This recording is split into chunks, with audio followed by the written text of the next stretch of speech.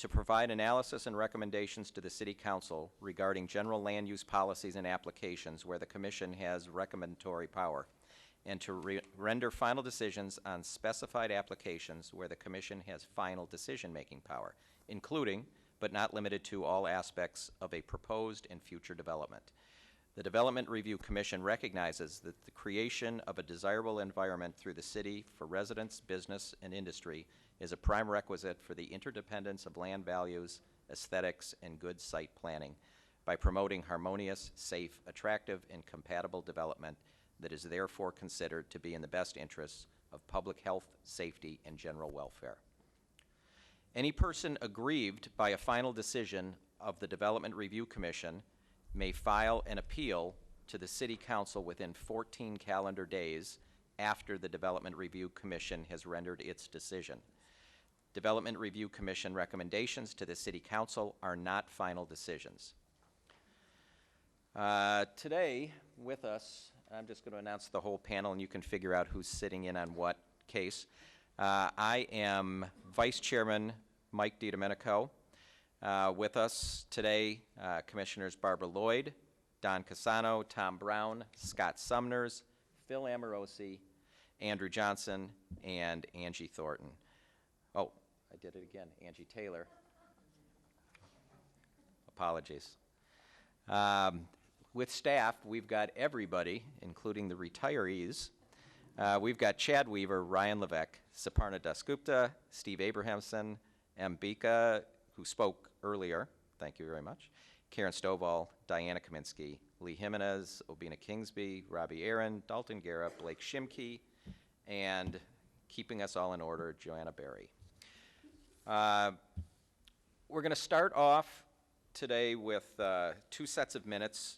In pre-session, or in our study session, we did read into the record a minor change to the regular meeting minutes for September 24th, so we'll be voting on those minutes with the change as described. Do I have a motion for approval of the study session and regular meeting minutes for 9/24/19? Mr. Chair, I make a motion to approve the minutes in the study session from 9/24/2019 with the correction to the meeting minutes. Second. Moved and seconded. All those in favor? Let the record show that 5 members voted in favor. Commissioners Brown, Sumners, Amorosi, Johnson, and DiDomenico. With the rest. Chairman, just who did the second? We didn't catch that. Oh, Commissioner thank Sumners. All right. Now, we have a lengthy consent agenda, so I'm going to be a little slower with this for members of the audience in case you're looking for one of these cases and didn't hear earlier that we were going to treat it on consent. What I mean by putting an agenda item on consent is it's the intention of the Commission to vote in favor of the case as presented with the stipulations that were advertised. So if you are here and wish to speak on a case that I mention is going to be on consent, now would be the time to get my attention and have it removed from consent. Otherwise, we're going to vote on it en masse in one single vote. Items that are going on consent are items 3, 4, 5, 6, 8, and 13 on tonight's agenda. Anybody out there want to be heard on any of those? Seeing no one. 14. We're hearing that. Yeah. Looking for a motion for approval of our consent agenda. Mr. Chairman, motion to approve the consent agenda as read. Moved by Commissioner Sumners. Second. Second by Commissioner Lloyd. Discussion? None. All those in favor? And the consent agenda is approved unanimously. At this point of the meeting, we're going to move items 9 and 10, and this is South Mountain Retail, item 9, and item 10, In-N-Out Burger, up to the top of the agenda, and I'm going to step down and recuse myself, and Commissioner Cassano is going to take over. Hopefully, this will operate a little more smoothly than the earlier time. I'll wait till you exit the room, Mike.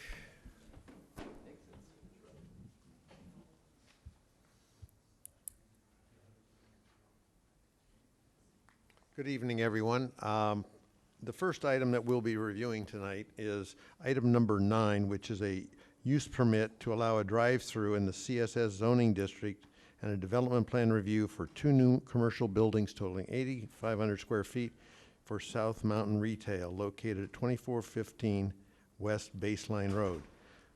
That's called PL 190130. Obinia, this is your case? Yes. Okay. Is the applicant here? Yes. Okay.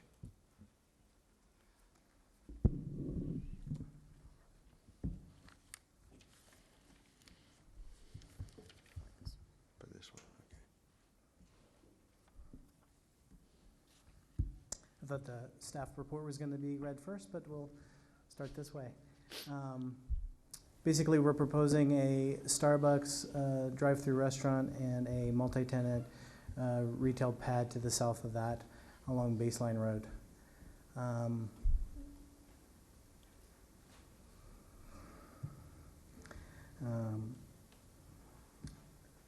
The Starbucks is a small format retail restaurant. We feel it's compatible with the CSS zoning district. The adjacent students and office employees will have multiple options for quick service restaurant, food and beverage, as well as places to gather and study. The retail component does not have any tenant at this time, but the physical size of it dictates that it will be in a more neighborhood type of service, further contributing to the surrounding community and commercial services. The quality design that we have, am I able to flip through?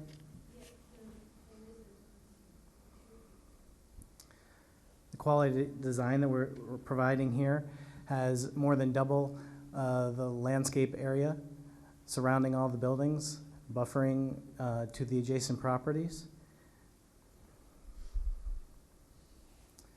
Here are some perspectives of the Starbucks building, which is fronting on Baseline Road.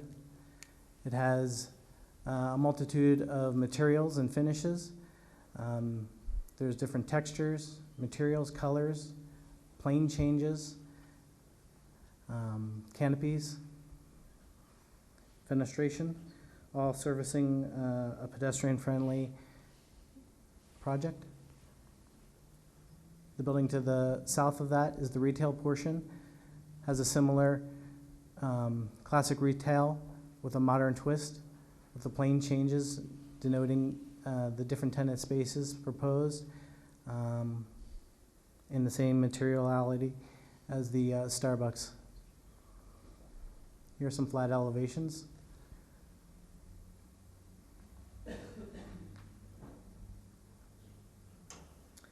There were 5 letters of opposition submitted from neighbors. I'll emphasize a couple of their points and talk about those. As we previously mentioned, I don't believe noise would be a factor for this project. There's more than double the landscaping buffering the surrounding communities. On the Starbucks site plan, you can see, it's hard to see the pointer, but the menu board is located south of the Starbucks, north of the retail building. So it's buffered between 2 buildings and surrounding landscape areas. So noise generated from a drive-through would be definitely muted before leaving the property. There's no vibration, smoke, heat, or glare to speak of with this property. A Starbucks doesn't cook anything really on site, so there's no heat or smoke coming from the building. Like I said before, I feel it's 100% compatible with the surrounding area, being that there's school and office building, having a quick location to pick up lunch, breakfast, drinks, or just a place to sit in between classes, study, or have an office impromptu meeting off-site. There was a traffic report. Obviously, Baseline Road is a heavily trafficked road. Generally speaking, these types of uses, that the traffic generated from them was already on the street, so we don't feel that it's adding to an overburdened street to an extent that needs to be cautioned. The traffic engineer is here if you have any further questions on traffic. Any questions? Any questions of the applicant? Chairman, could we get your name and name for the record, please? Neil Feeser, And company, RK Architects, Address? thank you. 2233 East Thomas Road, Phoenix, Arizona. Thank you. Any questions at this time? We'll reserve, yeah, Tom. Just to lay it out there, why is this project one submittal and the adjacent property, which has the same parking lot, a separate submittal? Is it a different design team or investor, or? Correct. Okay, so if by some chance that parcel is not completed, because we see projects approved and left in the dirt stage, it appears that pavement's needed for the circulation of the trash trucks and so forth.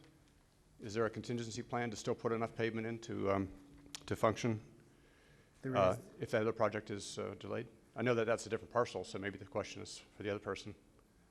no, it's covered in the staff report here. Benny, do you know exactly where that is? Commission member, there is a stipulation in the staff report that in the event that the In-N-Out Burger does not get built, a minor development plan would be required to, that would require for the egress, ingress for fire and solid waste in the report. Okay, and the fact that that's two different parcel owners, two different property owners is taken care of? I mean, oh, I misunderstood. Different design team. Okay, thank you. Okay. Any other questions right now from the commission? Yes. Mr. Chair. So there is the possibility that there could be 3 drive-through restaurants on this site, or this site and the site next to it, because the site next to it wants a drive-through, and this is a drive-through, and then you don't know what the other building is going to be, but that could possibly be a drive-through. No, it's not planned as a drive-through in this site plan, and that's what we're approving, that's what we're asking to be approved, is this site plan in particular, with these elevations and the use permit for the drive-through. Thank you. Any other questions? Yes. I noticed that you are adjacent on the south to the Highline Canal. And a lot of times we'll see projects come in that are adjacent to amenities that are multimodal paths, walking or biking, things of that nature, which you typically see on canal banks. Was there any effort to engage with that as to incorporate that into this development? I noticed that there's a 6-foot-high steel picket fence with masonry columns. Does that run the full border of the south? Yes, it does run the full border of the south. We haven't been asked to connect to the canal. We can certainly consider it if that's a wish of the city. Just in general, I believe that, I don't know what the usage is on that specific path, but that's an opportunity, I think, to get cyclists and walkers, runners, joggers engaged with your development. So I just wanted to know if there was any thought process behind that, and maybe we'll hear something more from the city. Commissioner Johnson. I can hold my question for the staff if No, that's. I just wanted, I didn't know if Obinia wanted to address it, unless Obinia has anything that's I don't know. We can certainly connect the applicant with our transportation department, because they are the ones, I think, doing the Highline improvements. So we can certainly do that and connect them and see what can be worked out. Sure, I just don't want a missed opportunity on that. Thanks. Okay. Yes, Phil? Thank you, Mr. Chair. I noticed that there's a crossover between your property and the In-N-Out Burger property. It's not a part of it, but the driveway is going through. If that doesn't get approved, how do you, is that okay? How does that block off? Because it looks like you're showing that even though it's not a part of it, you're going to use that other driveway too. Correct. There's one property owner, and there's a stipulation that says we'll have to provide access through that adjacent property in that event. Okay. Okay. Any other questions right now from the commission members? Seeing none, thank you. And staff report. Albania? Good evening, Commission. My name is Obina Kingsby, Planner 2, City of Tempe. South Mountain Retail is requesting a use permit and a drive-through, or is requesting a use permit to allow a drive-through in the CSS zoning district, and development plan review for 2 new commercial buildings totaling 8,500 square feet. The location of this site is at the intersection of Baseline Road and Calle Los Cerros Drive, which is approximately 1,320 feet east of 48th Street. The property is zoned CSS. There was no neighborhood meeting required for this project. Staff has received a total of 7 letters in regards to this project from the public, 5 of which were included in my staff report. I provided 3 more to you today, 2 which were in opposition and 1 that was in support of the project. Staff is recommending approval of this project subject to the conditions. The applicant is aware of other conditions and has reviewed them. As discussed, there is a condition added in there for the sake of refuse and emergency vehicles that egress be provided for them prior to issuance of permits. So they did take care of that. And as Sapar mentioned, we can work with other city staff to determine if it would be appropriate to have access from the rear, as Commissioner Johnson was asking about, to see if we can allow access and the party be open to that as well, the developer. So with that, I'll be happy to answer any questions you may have of staff. Albania, a quick question here. I know there's a traffic signal being proposed to allow exiting traffic. If the In-N-Out parcel is not built, will that traffic signal still be a requirement? That would not be a requirement for Okay. that parcel. Okay. Yeah. It's only if It's In-N-Out only is In-N-Out, approved. I Okay. believe, for that part. Very good. Questions, staff? Yeah. In the letters that were provided, it was stated that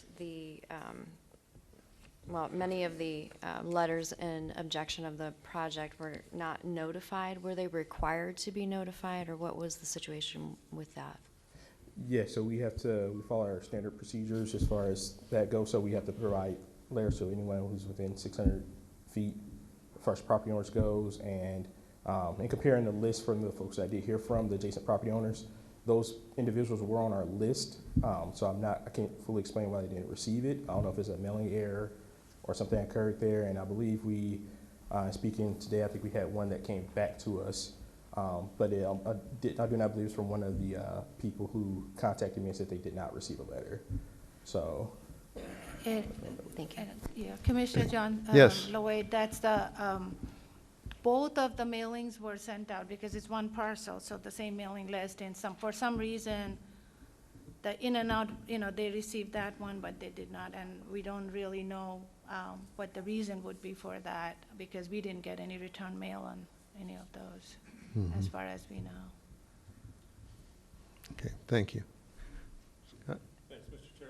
Albania, can you just confirm, we're right on the city of Tempe, city of Phoenix border here. Correct. So when there's that kind of situation, does notification happen across city lines or no? It should be for property owners within the 600-foot radius. So if it occurs in both, then both should get letters.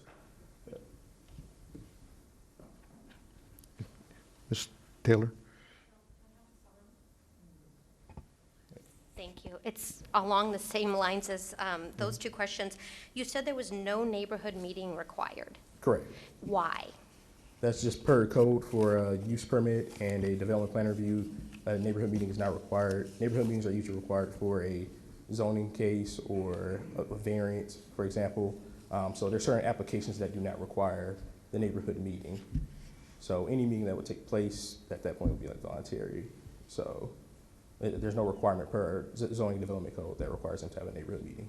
So I know you say there's only been a few letters in opposition, but it feels like there's more people here than that.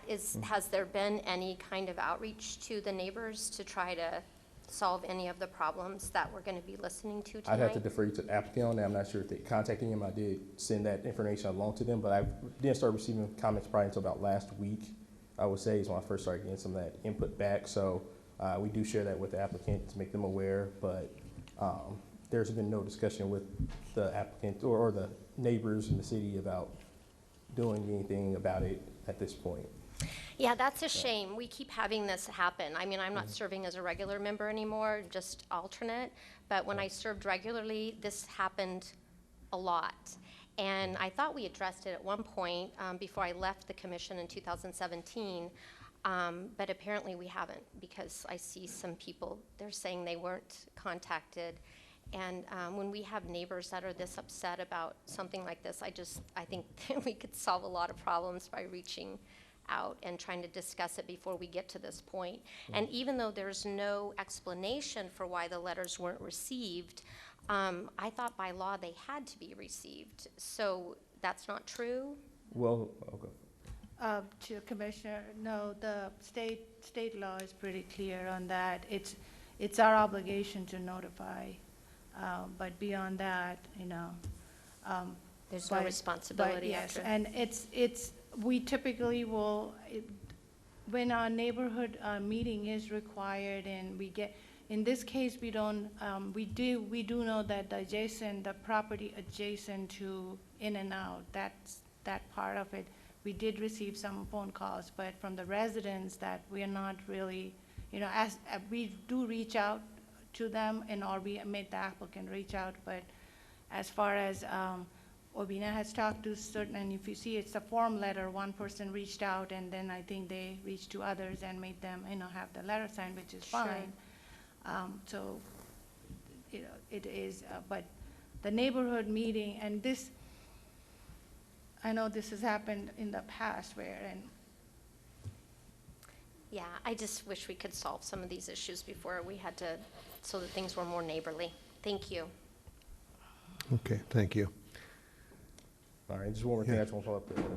The applicants did share with me that the signalized intersection is there, it's already currently there, so it just had to be updated to allow the traffic of the in and out if it went in. So I know someone asked a question about the signal. So. Any other questions for the staff and the commission? If not, I will open the meeting up to the public. I have 4 requests here to speak. 2 of them, I believe, are for both items 9 and 10, and the other ones are for item 9, which is what we're hearing today. Those that I call up that have listed both 9 and 10 on them, you will just speak to the current plan, and then we'll take number 10 as a separate one when it's on the agenda to be discussed. So the first one I have is Mr. Torres.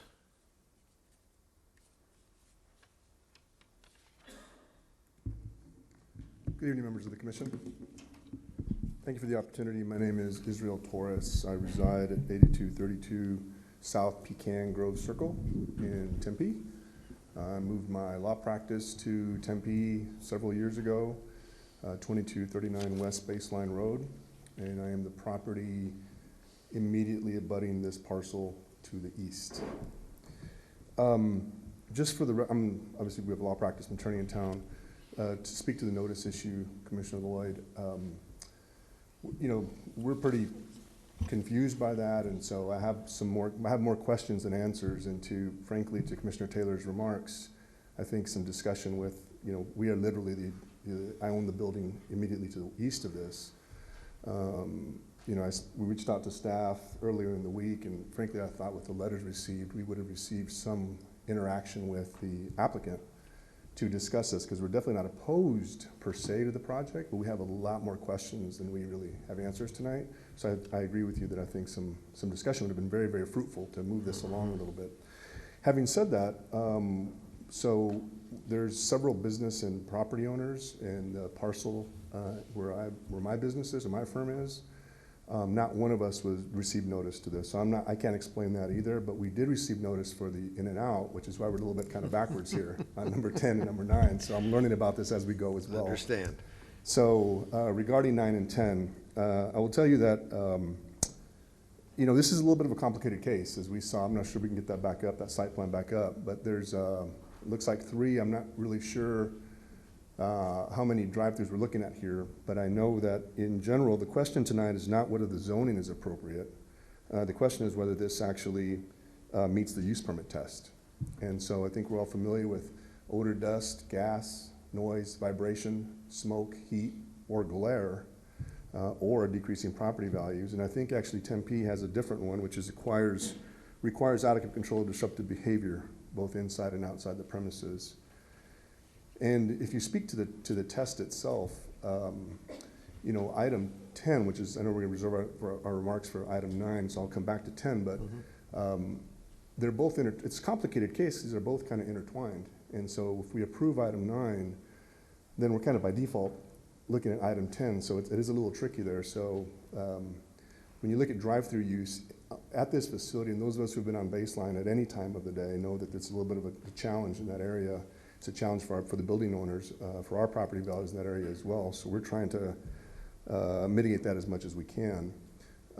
I do think that, you know, allowing the applicant time, and I just met him tonight, allowing the applicant time to maybe discuss with our building owners on our side of it would be very helpful, I believe. And so when it comes, you know, I think that's something that will go a long way to this. I do think this is I know this is the last parcel, if you're familiar with this area of Tempe, that's there. We have an opportunity to really do this right and make this a signature development where you get the school to the west of that. You've got the building, all our building owners to the east of that. And you have an opportunity to really kind of merge this together. I have 25 employees in my firm. In our complex, we probably have easily 300 employees or so. All of them are very excited, frankly, about the development. And we kind of have to go down the street over to Mill and Baseline for lunch. So I think we can really work together and make this something that, frankly, a lot of my employees and staff can actually use this, but I do think it's going to require some interaction with how do we connect these projects together. And to Commissioner Johnson's point. Excuse me, I'm sorry. We have a 3-minute time limit. Oh, I'm sorry. And we're at 3 minutes, so it's up to the commission whether they want you to wrap up or not. Thank you.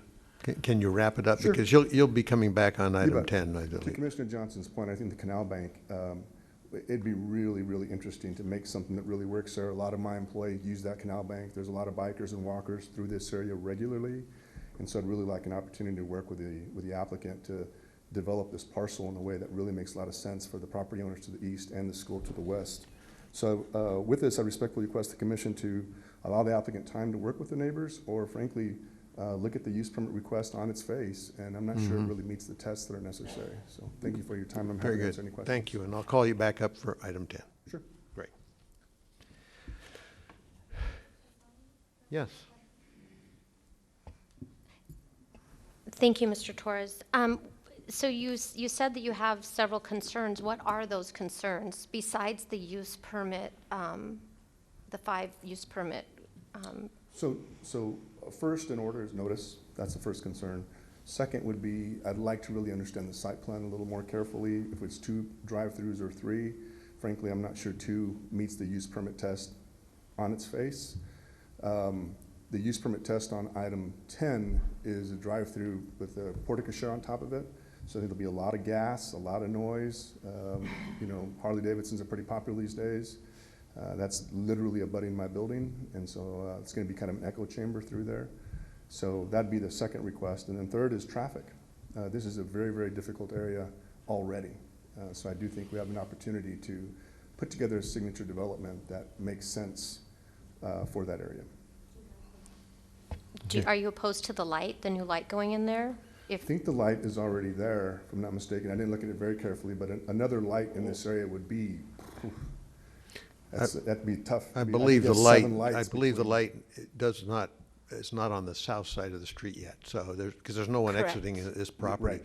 But they will install one so that anybody coming off of these So joint there's development. several stoplights go- between the freeway and 48th Street, which is, it's really tough, and I can't see how Yeah. any potential building owner or building purchaser for my building would not see this and say, well, this actually is something that is gonna decrease our property value, so I Well, do think. it's there a will good only thing. be 7 Thank traffic you. lights, even if this project goes in and they add the light Oh, on the south access side. on the south side of the street. Understood, You still have it coming from the north side. understood. Okay. I think a little more time, that, again, like, things like this would be helpful to be able to discuss with the applicant. Commissioner Taylor, did that answer your question? Yes. Great, thank you. Okay. Next person I have is Pamela Thompson Lefkowitz. Did I get that correctly? And I believe you are both 9 and 10, so you'll get another chance to come back. I may be able to just cover Oh, that in this. okay. My main, I think it's great that we're developing property that's gonna help maybe lower crime rate in the area. Not having open space that criminals can use for a variety of things. My main concern is the traffic, but I would also like to say I was one of the residents that did not hear anything about this until this week when one of my neighbors sent me an email. And I'm on the board of the Knoll Garden Villas. And right now, it normally takes 3 traffic lights at Cali to get out onto Baseline going east. Probably as many, a lot of times going west to make a right-hand turn.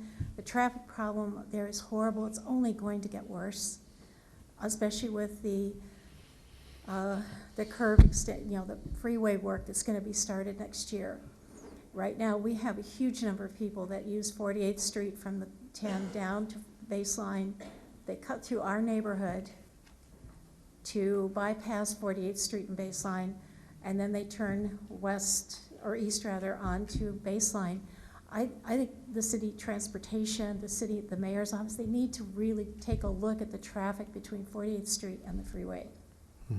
And possibly, maybe really looking at this whole land, all the businesses and the school that are on there from 48th Street to the Grand Avenue exit. Maybe they could look at finding a way that they could put another little side road back at the back of the property along the canal or something and tie it all together with the canal to where people would have another option for getting in and out of those businesses. It is absolutely, we have people that normally stop in the middle of the intersection all the time because they have to get ahead of somebody else. It can literally take 3 and 4 lights to get out of Cali. Let me just address one thing you did mention here, and that was that you didn't receive notice. I believe you were outside of the 600 feet. If you're on the north side of Baseline and there's commercial there, I believe that no one in that development would have received a notice just because the legal limit is 600 feet. By the time you put the road in and everything else, Well, but we you are were probably impacted. just kind of cut off, yeah. Yeah, we're impacted. There's also a business right there on the corner of Cali that has a call center. There is a huge amount of traffic already coming out from the north side.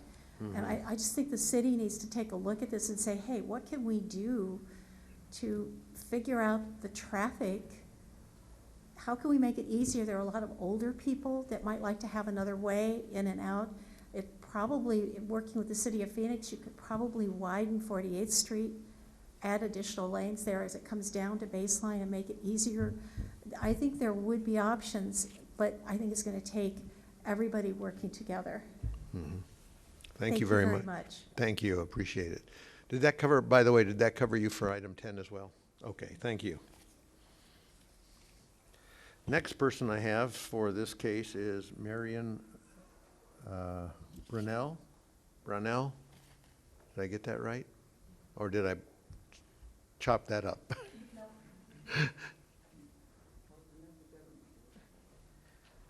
First off, as far as the notices sent out, I was the only one in our area that received a notice, and I don't know if that is because I am the neighborhood association president or what. But we've had issues receiving notices that have supposedly been sent to the whole neighborhood before, and still have issues with that.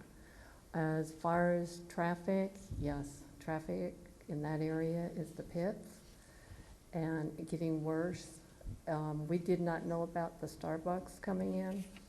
We wish that would not come in and out. We'll deal with that.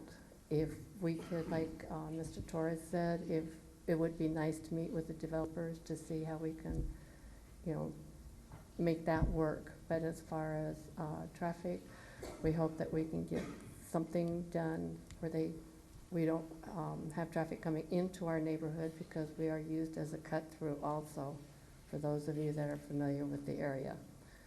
And we have put things in place to help with that, but we still haven't.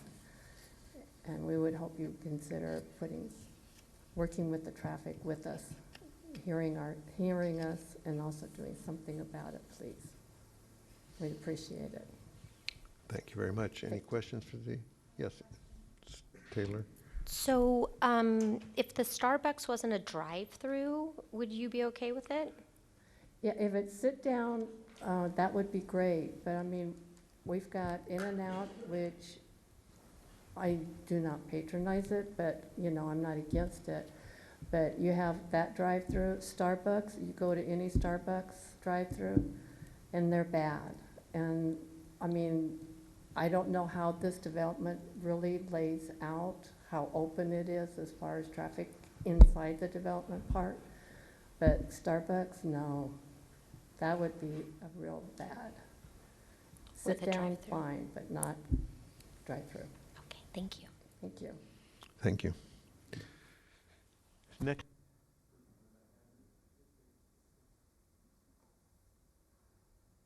Hi. I was the neighborhood association president for the last 13 years, and I didn't get a notice either. And the only way I knew about it was Marion sending out something on nextdoor.com. And I don't know if that is an ordinance or law or whatever, so that developers don't have to let the neighborhoods know, but it's really, it's very distasteful. Just getting out of my driveway tonight to try to come here, I had to wait for 12 cars and then gun it out of my driveway to get here on Vineyard. The cut-through has gotten worse and worse and worse. Now you add that south side light, you're gonna have people coming over Baseline into Cayo Los Cerros and cutting right through our neighborhood even more. Now, I don't know about you, but have you ever driven by an In-N-Out that didn't have about 15 cars in it? 20 cars? Unless, this pad is not that big, this area is not that big.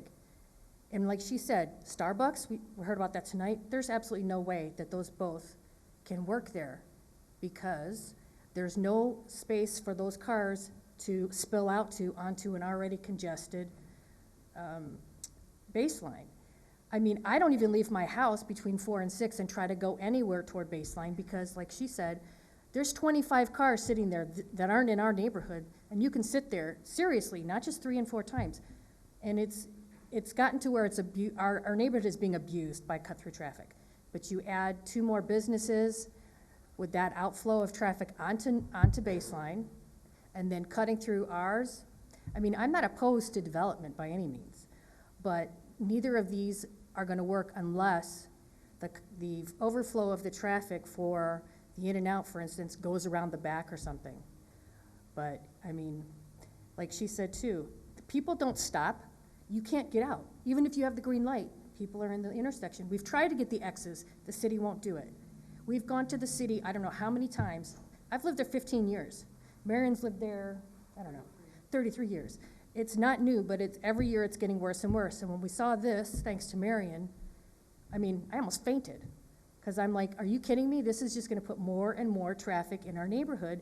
And the people that are already on Baseline are gonna be going, oh my God, there's 20 people in front of me trying to get a Starbucks or trying to get their stupid burger.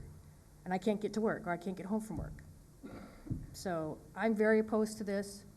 I would be very happy to talk to people that have ideas for this, But, I mean, I've had people tell me they're moving or they have moved because the traffic is so bad. It's taken the enjoyment and of living in the neighborhood, because anytime you want to go somewhere, it's like, oh my God, you know, it's a chore. Just getting here was a chore. So that's my 2 cents.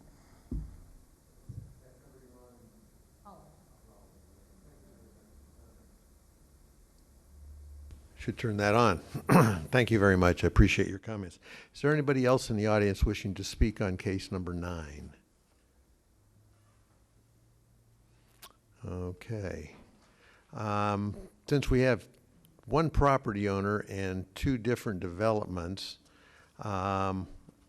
if it is at all possible to take item 10 as well, and they can explain that one, and then we can talk about some of the issues that were common between both of the development teams? That would be fine, as long as you take the action separately when it comes to the actual Right, action. we'll take it separately when it comes. Okay, would the applicant for item number 10 please come forward and tell us about your project? And you've kind of had an advance warning as to what some of the issues are.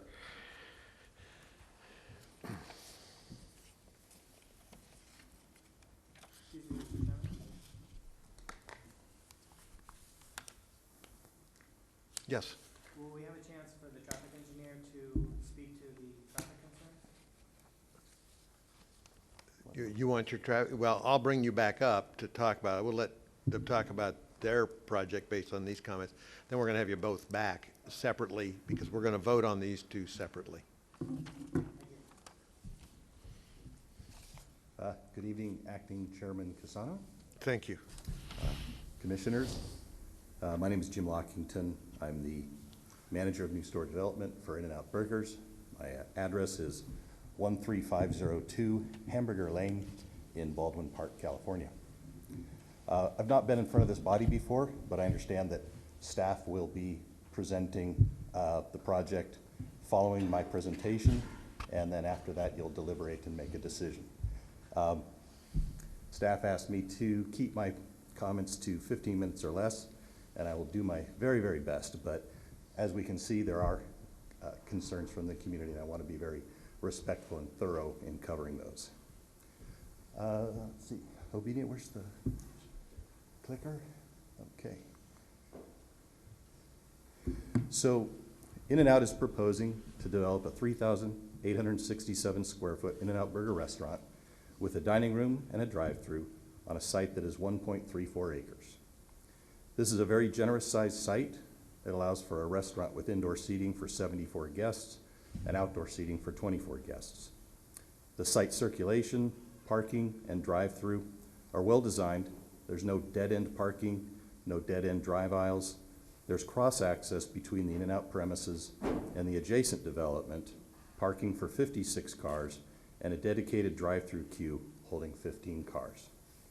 I want to address the comment previously.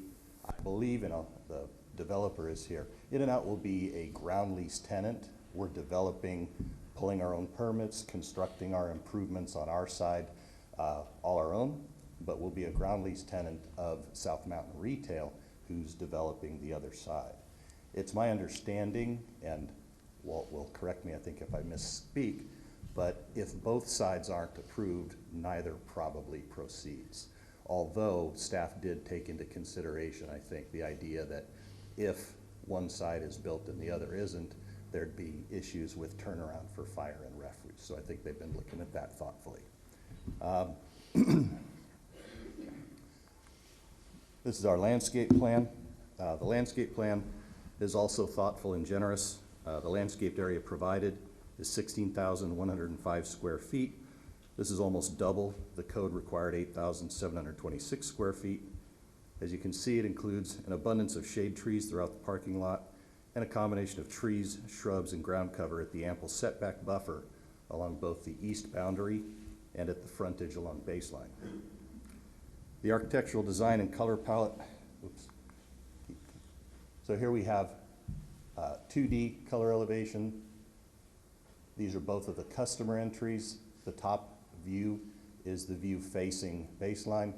The bottom view is the view facing the parking interior. This view of the other two elevations, the rear of the store facing the Highline Channel is the top view, and then the bottom view is the view facing the east property line. These are some renderings. This is a rendering from baseline, different view from baseline, and then a view from the drive aisle interior heading toward the west side of the development. You can see the architectural design and color palette are pleasing to the eye while remaining quite recognizable as an In-N-Out restaurant.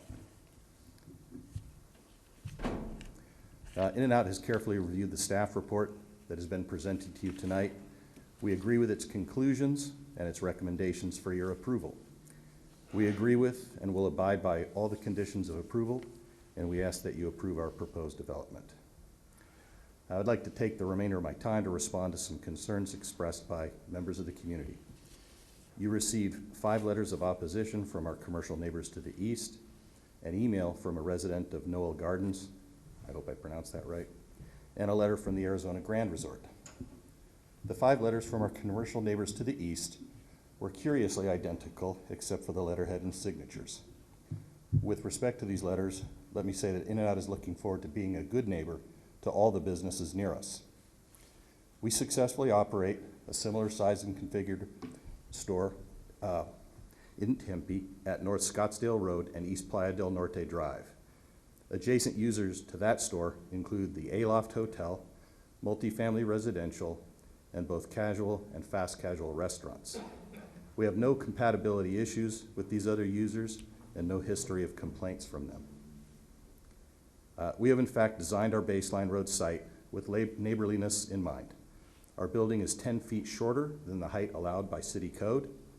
It is set back 20 feet further away from the east property line than required by code, and that buffer is filled with trees, shrubs, and ground cover.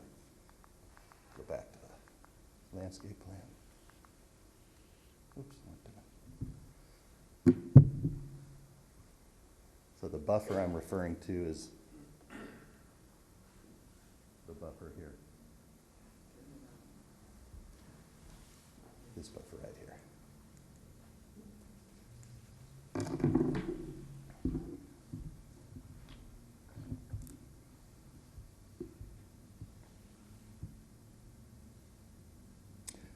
Further, the entrance to our drive-through is at the very rear of our site, more than 340 feet away from our baseline driveway. This ensures that our drive-through queue will never unintentionally impact Baseline Road. Back to our site plan. So It's hard to see with the lighting in here. yeah, let's see if I can get it from over here. Yeah, it just sort of disappears, my apologies. But from the baseline driveway, the entrance to the drive-through queue you can see is literally at the bottom left corner of our site, and that's over 340 feet away. The letters from our commercial neighbors to the east expressed concern about a number of potential issues. The first concern expressed was impact on property values, and I presume that means they believe that an In-N-Out next door would decrease the value of their commercial buildings. They've provided really no evidence in support of this fear, and in our experience, the exact opposite is likely. All businesses thrive on customer traffic, and many businesses spend a lot of money on marketing and advertising. Having a well-designed In-N-Out restaurant next door is going to expose these adjacent businesses to new customers, not drive existing customers away. Next is a concern that In-N-Out is not consistent with the current uses in the area because, and I'll quote from the letter, the proposed development is abutted by a school and professional office buildings, and fast food and retail would be entirely out of character, end quote. I think that argument just does not hold true. The property is zoned CSS, which stands for Commercial Shopping and Services. It is not zoned residential. It is not zoned mixed-use educational. It is not zoned residential/office. The mere fact that there are existing school and an adjacent medical, dental, office building in the mix along Baseline does not and should not preclude a restaurant or retail use in the CSS zone. The reason that a use permit is required in the CSS zone for a fast food use with drive-through is very practical. It's to help city staff and the decision makers ensure that such a use is thoughtfully designed and analyzed in detail before being considered for approval. The next concerns that were stated were noise, vibration, smoke, heat, and glare. While the ambient existing condition of the property is vacant, never developed land, that land is directly abutting Baseline Road with thousands and thousands of cars traveling it every day. That is the ambient condition, but let's deal with these concerns one by one. Noise. The neighboring buildings sit literally, or actually, right on Baseline Road. It is not possible that an In-N-Out restaurant would produce more noise than the thousands and thousands of cars traveling Baseline Road every day. This is just one example of why our use is permitted in the CSS zone. Vibration. I would ask, what vibration? We are not an auto body or tire rotation shop with pneumatic tools. We are a restaurant with dine-in customers who park their cars and dine in the restaurant or enter the drive-thru and pick up their food and drive away. Again, how does this use possibly produce more vibration than that produced by the multitude of vehicles traveling on Baseline Road? Heat. I'm not really sure what this concern specifically refers to. I suppose it has to do with solar gain. Any heat produced by the conversion of the existing dirt lot to a combination of building and asphalt is going to be substantially mitigated by the abundant trees, shrubs, and ground cover that's being planted on over 27% of the site area. Further, it's not a very good argument against In-N-Out, as any development of the site is going to involve adding buildings and parking lot. Glare. I would ask, how are our neighbors going to experience glare from the In-N-Out development? There is a 6-foot wall between the properties on the east that will prevent any vehicle headlights on the In-N-Out site from reaching the adjacent property. Further, all of the parking lot lights are a flat blade cutoff LED fixture, fully compliant with night sky regulations, and no light from any In-N-Out light fixtures will encroach onto the adjacent property. An additional concern in the letter states, quote, the outdoor drive-through speaker would also not be consistent with uses in the area and would negatively impact our property values, end quote. Let's look back at the site plan to see the location of the drive-through speaker. So I'm sorry that my pointer's not working. The speaker and the menu board are located beside car number 8 in the drive-through, and that's near the very bottom right of the site. The speaker is over 150 feet away from the nearest adjacent commercial structure. It's pointed away from that building, and it's placed at a height that is well below that of the 6-foot-tall property line wall separating the properties. Further, it's buffered by the abundant landscaping in the setbacks on both sides of the wall. All that said, however, all new In-N-Out restaurants are equipped with drive-through speakers that have ambient noise sensing technology. They are quieter in a quiet ambient setting and louder in a louder ambient setting. They also have volume controls that can be adjusted by management. If the occupants of the adjacent commercial buildings ever experience an actual noise issue caused by the drive-through speaker, it can easily be remedied by the restaurant manager upon request.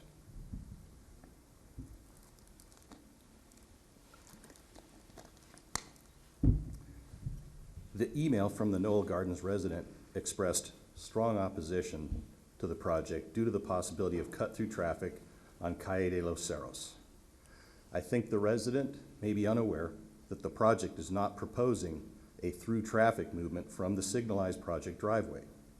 As you can see on the site plan, exiting from the project driveway at the signalized intersection driveway is outbound left or west on Baseline and outbound right or east on Baseline. There's no through movement. That means there will be no cut-through traffic from the project impacting the neighborhoods north of the project. This leaves us with the Arizona Grand letter, which In-N-Out found quite surprising. It's difficult to comprehend how such a massive resort complex could feel threatened by impact from a 4,000 square foot family-oriented hamburger restaurant, and that they found it necessary to express that concern in overly dramatic, hyperbolic language. It's really beyond conception to give any weight to the idea in that letter, and I'll quote, that thousands of guests of the Arizona Grand Resort and dozens of businesses and residents would be devastated, end quote, by approving In-N-Out. Their arguments make reference to some harmful intensification of a previous existing or approved use, which use I am not aware of other than agriculture, and of course any commercial use would be more intense than agriculture. I don't think this is a good argument with which to deny In-N-Out's application. Their main arguments seem to be traffic and some poorly articulated objection to adding traffic light control of the main baseline driveway to the existing signal, adding a fourth leg, if you will, to what is presently a three-legged stoplight. I know that the project traffic engineer has worked closely with city engineering, public works, and traffic staff in considering both sides of the development as one. The traffic analysis essentially concludes that the In-N-Out restaurant will not significantly impact the existing conditions on Baseline. That isn't to say that Baseline doesn't have problems. It does. It is very congested at times. But the question is, will the In-N-Out development significantly exacerbate those problems? And the answer to that you'll see in the traffic analysis is no. I'm not a traffic engineer, and I will need to defer any technical questions about traffic to the traffic engineer. He's here tonight to answer any related questions. But I can make a few common sense observations about traffic relative to the In-N-Out proposal and how we conduct our business. First and foremost is the fact that In-N-Out does not open until 10:30 a.m., well after the morning commute rush hours on Baseline. If one's argument against approving the In-N-Out burger is rush hour traffic on Baseline, that argument does not hold true at all for the morning commute hours. We'll have no impact whatsoever on those, zero. Second, it's a well-proven fact that fast food restaurants derive at least half of their customer traffic from vehicles already on the road. That means that half or more of the customers entering the In-N-Out site will already have been on the road. Putting that another way, half of our customers will cause no additional impact whatsoever to traffic above and beyond the existing conditions. I'll close my remarks with saying thank you for your patience and attention. We ask that you approve the In-N-Out application as recommended by the staff report. Thank you very much, and I'm happy to answer any questions. Any questions of the applicant? Yes, please. Andrew? I'm surprised I didn't notice this before, but I'm looking at your queuing. This is just a technical question. I'm looking at the queuing for the drive-in or the drive-through, and I frequent the In-N-Out on Rural and the river, basically, and that queue during peak hours, I would imagine, because that's when I typically go, regularly extends beyond the defined queuing area and into the parking lot. And I'm just curious if you've put in place or have plans for a way to avoid a Y at that queue, since you have the pass-through from the adjacent project, and you also would have people coming in from that north. And I just could imagine people getting road rage over not getting their burger.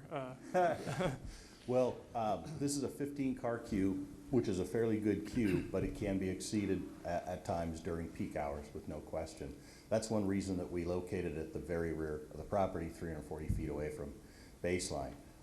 Should the queue exceed 15, what operations would probably do is, with manpower and some delineators, probably wrap people around into the inside corner. Again, my pointer is not doing a really good job, but we would probably direct people in here because they could double wide stack and enter here, and traffic would still be able to go through the connection between the properties. And we could probably get another 12 or 14 cars in the stack, which would add that to the 15, you're talking about 17 or 19, or 27 or 29 cars. Okay, thank you. And I have seen, you do, at your restaurants, have people out there when the queue is longer, so thank you. Thank you for the explanation. Any other questions for the applicant? Okay, those in the audience wishing to speak on item 10 that haven't already made comments, do we have anybody? Well, you can come up and give your name and where you're from. My name is Tom Baker. I was a Tempe resident in this Knoll Garden Villas approximately 20 years ago, and I'm very familiar with this area. And so I'm here for another reason, item 11, but I just want to mention, in my opinion, and be very, very aware of this area, these folks are definitely going to be impacted with more traffic.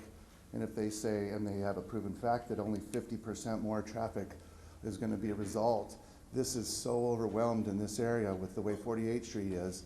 It bottlenecks down to the freeway, and on the other side of the freeway is a mall. And just in general, as the folks that are in that area have expressed, any more traffic and any more heat will result in a negative for their lifestyle in their neighborhood, and is a quite large neighborhood that stretches from Baseline all the way back. And the Knoll Garden Village community is a small townhouse community right there, but there's a lot of single-family homes that stretch all the way up to Southern Avenue. And thank you, if I need to, I'll fill that out. And I just wanted to say, as a former Tempe resident that drives through this area all the time, I know progress needs to happen, but in my opinion, that especially this, as well as a Starbucks, is going to be detrimental for the residents that live there. So I just wanted to throw that out there as somebody that's familiar with this, that would back some residents up and say, I feel sorry for you. If this goes in, it's going to make it a little tougher for you. Thank you very much. Thank you. Okay. I will ask the applicant for item number 9 to come forward. And you had indicated you have your traffic engineer here to talk about the project. Is there any other comment you'd like to make about the comments that were made by the public? I mean, just to reiterate about the use permit, you know, there is no vibration or additional heat or all that. Everything you basically heard, I agree with, and I mentioned before about the use permit. We feel it matches all the requirements to approve the use permit. So we can have the traffic engineer up. Okay. Your name, please. Good evening, Commissioners. My name is Chuck Wright with Kimley Horn and Associates, 7470 North 16th Street. We did work very closely with city staff in looking at this site.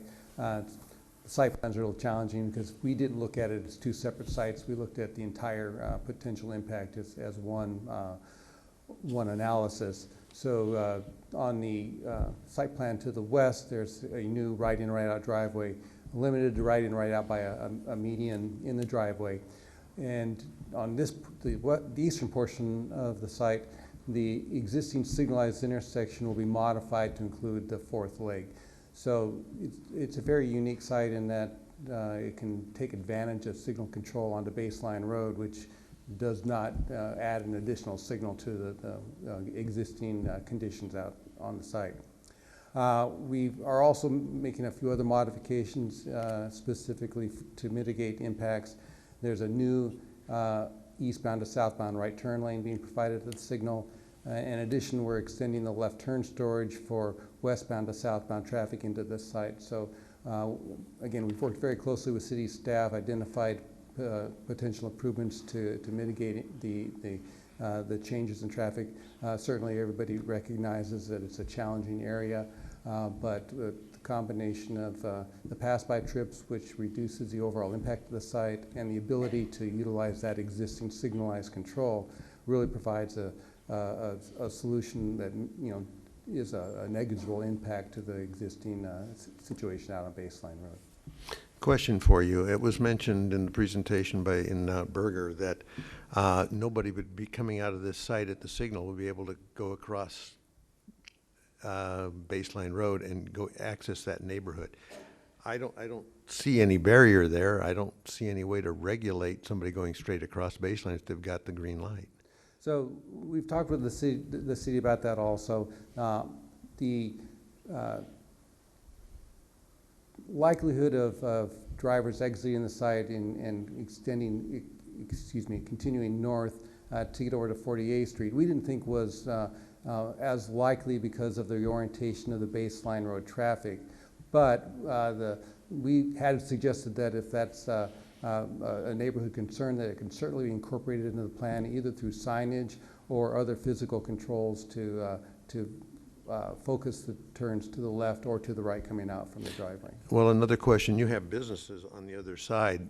I'm sure that they would like to access this and they want to drive across Baseline Road, and then they've got to get back to the other side to do that. So I think if you restrict it, you know, is that going to pose another problem for those that want to use the site from the existing businesses that are on the north? We believe that far and above anything else, the traffic is going to be coming from east and west on Baseline Road. So that is the main orientation of all, not all, but the bulk of the traffic that we expect to be utilizing either of these potential projects. So the demand comparatively between what we think is coming off the baseline that could be coming from the neighborhood even to the north is a very small percentage. Okay. Thank you very much. Anybody have any questions? Yes, Ms. Lloyd. In the In-N-Out presentation, he had some information in terms of 50% generally are drive-by traffic is their clientele. Does anybody have numbers like that for Starbucks? Is it generally 90% of their customers are just happen to be already driving by, or do we have any data on that? So the data is generally for fast food uses as a group, and that 50% number is probably applicable to all of those uses. We don't have anything specifically saying an In-N-Out burger versus a Starbucks, but those fast food uses are very heavily oriented towards what we call pass-by trips. Folks that are already on the roadway, they now have an opportunity to get a food destination accomplished by just turning right into a driveway, and then after the trip, turning right back on and continuing their original route. Thank you. And then I have one more follow-up? question. And it's for staff, but related to the comments that we got from the neighborhood to the north and talking about controlling traffic to the north. I know there's other intersections in the city where through traffic is not allowed, like on Ash and Mill. Is that something that could be explored there? Or Ash and University, I'm sorry. We would have to go back and explore that with traffic engineering, since we don't have them here today. So we can certainly take it back to them and have them connect back with Kimley Horn to figure that out, what can be done. It's probably worth looking into in light of the fact that traffic is a problem a lot of places in Tempe, and if there is truly cut through already happening, we probably should look into that further. I have another question for you. If the In-N-Out burger site were not developed, how would westbound traffic on Baseline get into the Starbucks site? So the access from the signal is based on a combination of the two sites together. So Well, but I think the site that's to the west with the Starbucks in it is past the east boundary.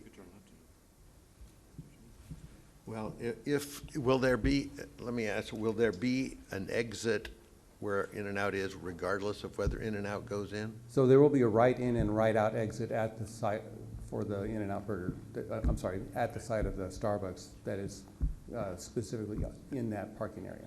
Okay, that's what I wanted to know. Just make sure that nobody can't get in there from No, the there other isn't direction. In-N-Out at that location. Right, thank you. Yes, we'll go with Commissioner Amorosi and then Commissioner Sumner. Thank you, Mr. Chair. You did the traffic study. How many cars per day are on Baseline, go by there on Baseline? Just happen to have that. I do. I can, 56,802. On the day we counted it. 56,802. And that's all day, or does it get higher at peak? So that's a 24-hour count from midnight to midnight. And so there are variations during the day and variations in direction. Okay, so do you have that variation for during the day? And I would say nighttime rush hour, since In-N-Out Burger says they're not open for breakfast. So just for comparison, the busiest hour in the morning rush hour, eastbound on Baseline was 2,068, and westbound was 2,022. Okay, so, and the gentleman from In-N-Out Burger said then that will increase traffic by 50%, because 50% is already there, but there's going to be 50% more that's going to happen because of their reputation as a great burger place. So I think that what he was trying to describe was if there were 100 trips generated in a peak hour by one of these convenience fast food uses, 50 of them would be new trips on the street. The other 50 would be people who are already out there that would be just driving into the new destination. Right, right. So that would increase the numbers that you saw in your traffic study. And we've accounted for that in our analysis. Yes, who are you? Excuse me, my name's David Rickard. I've been here recently on use permit discussions on other sites. I think the question about the 50% and the traffic consideration there, this site was going to generate so much, so the design of the street already has the other 50% there. You're not adding a new 50%. It's the business activity that looks to see if their customers are going to be going by. So to break it down more simply, the site already had trips assigned to it when they designed the streets. Now, I was with the City of Phoenix when that street was actually put together with ADOT Tempe, coordinated effort forever. When we finally got the road through the Arizona Grand Hotel area, that helped significantly. But if you remember back when Bob Gosnell developed it, he didn't want to cut through traffic. Well, it was necessary and we got it there. So all of these traffic studies that have been concluded here have given units or trips assigned to this site already. So when they said 50% going by, automatically you think that's another 50% generated from the site. If you look at the traffic studies, it would say that those 50% are already accounted for in the traffic analysis. So how do you account for the neighbors saying they're backed up 12 cars on their street then? I'm not disputing the fact, because it has been that way for 25, 30 years. But to the extent that you have very few sites left to be developed on this in this particular area, you're not going to be adding significantly more. The other argument, and I'll make it now, is that if you put office on it, it would aggravate it worse. It would make it at the peak hours in the morning and the peak hours in the afternoon. So this is a much better use. Retail is always better because it's always off-peak, even though they have those lines built up for these new uses. So I don't mean to cut into Chuck's time, but that confusion on that 50% versus what's already allocated to the site is important to know that it's already been accounted for. And they're looking for what kind of traffic goes by to support their businesses. So when Mr. Lockington said that there was 50% was already going by, that's what they're looking for to be a successful business at that location. And it's not as much related to trip generation. It just seems to me that if traffic is flowing through eastbound at a steady pace, that it's going to be delayed. It might not add extra cars, but if there's two driveways with cars going in and out, that's going to back up traffic beyond that, and it's going to slow things down or create more accidents or pedestrian accidents. It could be anything, but it seems like that would generate more congestion, not more cars, more congestion than an office building where people are there 8 or 10 hours a day and only enter and exit once. In essence, I do disagree with that because the later times of the morning or early afternoon, the traffic isn't as bad through that area. It's not great, but it is a lot less than it is at the peak hours in the morning. So to have an office there, you would create more likely accidents and incidents and slowing of traffic than you would with this type of facility. If I could just make one point as well.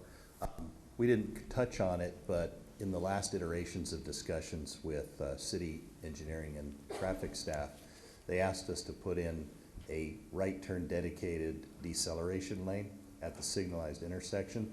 It's kind of hard to see in this view, but it runs from the intersection entrance eastbound direction as you were just discussing.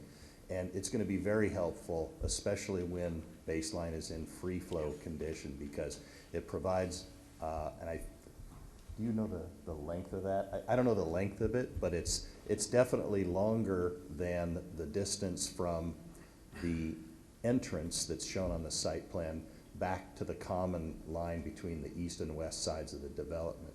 So there'll be a number of cars that are able to decelerate, go into that right turn lane, get out of the free-flowing traffic, and then enter the driveway.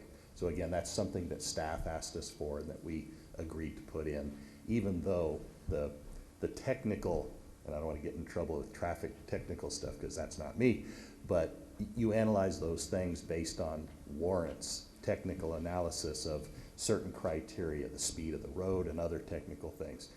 This did not meet the warrants, but we agreed to do it anyway because it was the right thing to do. Thank you. Any clarification you want to add to any of the questions about the traffic concerns? Chairman, I have a one question. thing to just for the purposes of any, we don't have a slide on the PowerPoint right now, but attachment 3 of the South Mountain Retail, in that the numbered item, I think gives the overall site plan in context to the aerial map with the 2 sites together, so that may be a better reference for as this discussion, because I just wanted to let everybody know that that is probably a good exhibit to look at in terms of the discussion. I did have a question for staff. Are there any plans by the city to widen Baseline Road?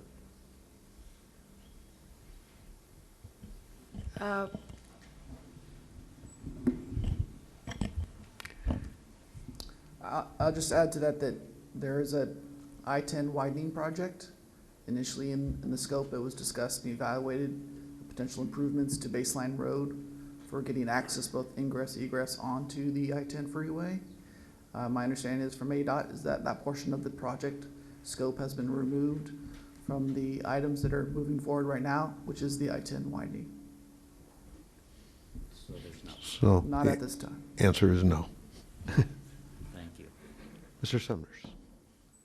Thank you, Mr. Chairman. I'm an avid In-N-Out Burger fan. Sorry, I'll disclose that right now. But and we've seen quite a few cases in this area, and I think there's a big distinction between something like a Taco Bell, and In-N-Out Burger. One's a destination, like Dutch Bros, like that. That's clearly a destination in my mind and would generate more traffic. So from a traffic engineering standpoint, just curious, do you make a distinction between the two? Between restaurants that generate a lot of traffic and tend to back up into streets, like In-N-Out Burger, like Dutch Bros, like Portillo's, like that, as compared to the rest?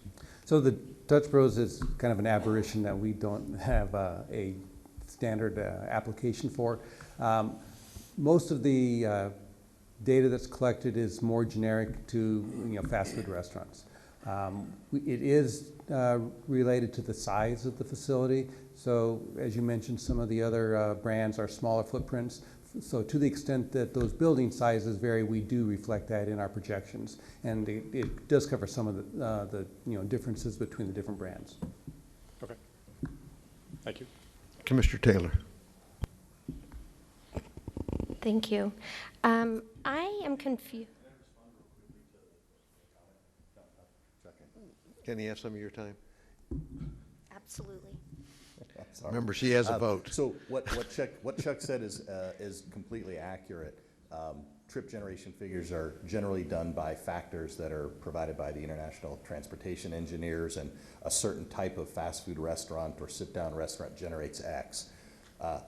No one ever lets us use those for In-N-Out because they would be drastically undervalued. So in the case of the traffic analysis that was prepared for this site, studies of actual operating In-N-Outs, a number of them were done, provided a blended average for the trip generation, and then arithmetically corrected for the exact square footage of this restaurant. So that's all in the very wonky, very technical, I don't like to read it because it makes my head hurt, traffic analysis. But it's an important distinction because we do have to be treated special in that way.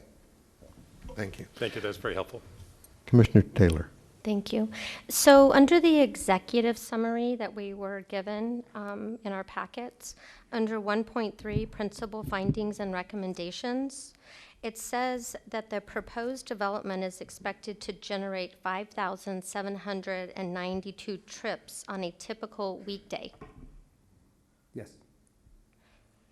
with 117 trips occurring in the AM peak hours and 340 trips occurring in the PM peak hours. Obviously, that does not add up to 5,792. So, Commissioners and Commissioner Taylor, the 5,000 number is a 24-hour figure. So that is all the trips in and out over an entire 24-hour period. We tend to do our analysis based on the single busiest hour in the morning and in the afternoon, and that's what you're seeing in those other two numbers. Well, 5,792 daily trips is a big number to me, and that's a much bigger impact, I feel like, in this area than what's been indicated before this moment in what you guys have been telling us. That was my only question. Thank you. Thank you.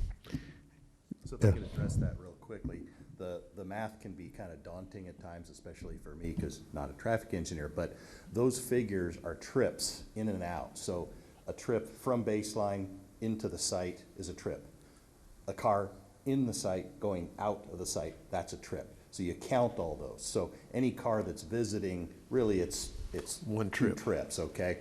And this concept of the pass-by trips, fast food restaurants, having at least half of their traffic already being on the road, that distinction is important when you're looking at that 5,000 trip figure, because half of that are people that are already on the road or more that make a decision, oh, I'm gonna jump in there. So that's how we get that trip in and out. And that's one reason why the number sounds so daunting.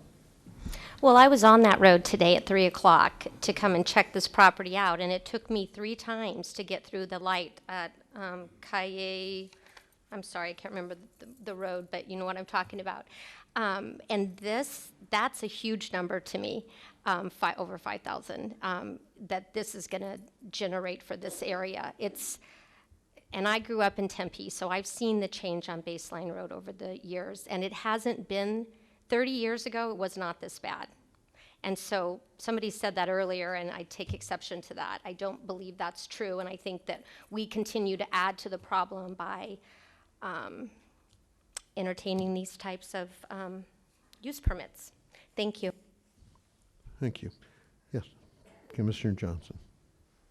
Since we have our traffic guy up here, I'm curious if there's been an update, or if you could provide the anticipated impact of traffic along Baseline with the impending opening of the South Mountain Freeway? So there isn't a precise projection that I can share with you. There is an expectation that some of the freeway improvements that are about to open and other things that are being considered do have the potential to impact the volumes in Baseline, but I can't tell you if it's 100 or 1,000 because we just don't have that level of detail. Our report really looked on a much smaller time horizon as far as how many years out in the future that would go, and so some of the I-10 improvements are well beyond that horizon. So is that something that city traffic engineer might have access to that information? We can find out. Yeah. We don't have it at this time. Okay, thank you. Okay, any other questions from the commission? Okay, now, we are now at pulling item 9, discussing it, and coming to a conclusion, and hopefully a motion and a decision. Yes? Oh, certainly. I'm sorry. When I asked, I didn't see anybody else come up. Yes. Mm-hmm. I'm sorry for the confusion there. Well, you're not the only one. Members of the commission, I mentioned we started this by talking about kind of lack of notice, which generally, puts us all in a place where how do we start to talk? Well, let's work this out a little bit. I want to mention to the applicant from the manager at In-N-Out. I'm also a fan. I was a little taken aback, frankly. I was really dismayed by the tone of his presentation. Kind of things like poorly articulated, kind of this condescending kind of tone. Frankly, in a hearing where there's been lack of notice, we are here to learn more information. I understand we have to make a decision tonight, potentially. But I'm a little dismayed because, frankly, I'm a neighbor. And if this is the tone and, frankly, behavior that I'm going to get now before this is approved, I can only wonder what kind of neighbor this is going to be. And I can tell you that I'm proud of our work in Tempe. I lived in Tempe almost my whole life, have my business in Tempe. Maybe that's how you do things in California. It's not how we do things in Tempe. I can tell you that. We're a little more civil, and I really appreciate the neighbors that are here tonight to talk about that. I will go back to, this is kind of, we're talking about whether use permits are appropriate for this area. I've heard a lot of questions about whether this is an appropriate use or appropriate area for a use permit. I just don't see how it really meets the standards. We talked about a lot of traffic, but any odor, dust, gas, noise, vibration. Frankly, there was a comment made about there's been no data to support any of the adverse conditions that it creates. Lack of notice kind of has that effect sometimes. So we're all kind of got here as quick as we could. I'll tell you, this kind of sounds like a double-double being put in a single lot. This is a venti on a tall site. How much can we overstuff this lot with stuff? We have a canal bank. We have opportunities to do this the right way. I'm not sure this really meets the use permit standard. I haven't got to the use permit on the actual In-N-Out, but do you have that, staff? Do you have the elevation of the east-facing side? There's a big portico share on the drive-through. That one right there. So you can see the columns that hold that up. So there's a small setback to the wall, and then there's professional office space on the other side of that. That portico share will hold vibration and will have vibration from vehicles, particularly motorcycles. It will be kind of a capture area there for gas from all the cars that are idling. I've seen lots of In-N-Outs. There's always a line there. So the impact is significant on both of these, and it's kind of tricky, like I said, because you have the Starbucks site and you also have the In-N-Out site. We're talking together, but I just don't see how either one of these, particularly taken at face value, collectively meet the standards for the use permit test. And again, I respectfully ask the commission to allow the applicant some time to discuss with the neighbors. Maybe there's a way to get this done in a more civil way, of course, and or just flatly deny the use permit on its face. Thank you for your time. I'm happy to answer any questions if there are any. Okay, thank you. Thank you. Mm-hmm. Okay. Benny, do you have anything to add to any of this for item 9, since that's the one we're on? No. And item 10? There's been mention of the use permit, we're not meeting standards and so on. Well, just in general, one of the things I like to clarify is that for the project, I know it came up a couple times, how many drive-throughs there are, and if a drive-through can be added to the multi-tenant building on the South Mountain retail site. If they were to proceed with that, if this were approved in the future, then that would require them to come back for a use permit for that drive-through as well, if they wanted to do something like that. And also, for the record, for the item number 10, I just want to say we were recommending approval on that. So, but I can answer any questions you have if you have anything on 10. Anybody have questions for staff? Okay. Is anybody willing to make a motion? No, go ahead. I think the applicant here wondered if he could have another. Another shot? Yeah, oh yeah, go right ahead. Well, we were talking about item 9 first of all. That was where I was. I wasn't on I'll sit 10 down. yet. But go ahead. I don't have anybody speaking in. This is a joint site. Okay. You seem to be the hot end of the site. Okay, so in response to Mr. Torres's comments, I just want to say, and I'm sorry that he took the comment that I made, which was intended solely to address the incredibly incendiary letter from Arizona Grant. If you take what I said earlier, I addressed my comments to the letters from the east neighbors in a certain way. I thought that was very respectful. My intention was to provide information and facts because there's a lot of fears out there, and fears often can be calmed with facts. So if Mr. Torres took umbrage, it was not intended in his direction or the neighbor's direction. In-N-Out took umbrage with the Arizona Grant letter because you just read it. It's incredibly incendiary with no facts to support it. So just wanted to put that out there. We are looking forward to being good neighbors. The comments about the porte cochere, let's keep in mind that as we looked at the site plan and the landscape plan, there's a 20-foot buffer on both sides of the wall. There's an incredible amount of vegetation and trees between the porte cochere and those buildings. So I think there's going to do a great job of mitigating any noise issues. Mm-hmm. Let me just ask one question of you. Mr. Torres did say, maybe sitting down, talking about this, working it out, would this be something you would be willing to do? It would mean deferring the decision on this to another date. I think we're hopeful to have an up or down vote today. Okay. Yeah, That's and what I think that we have shown with our design that we are being neighborly. Mhm. We've exceeded setbacks. We've not come close to meeting some of the maximum allowed heights, FAR, a whole bunch of other criteria. So from my perspective, and I know it's not the same, for example, as Mr. Torres, I think we can demonstrate, and we've made some points that show that this is a fairly neighborly design. Okay, well, you did answer my question, an up or down vote, perfect. Okay, back to number. No, we've had, the public hearing part is over. These were the applicants speaking to us in answer to our questions. Thank you, though. Do we have a motion on, yes, Commissioner Taylor?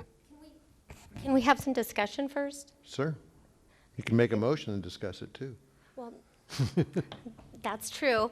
I'm just.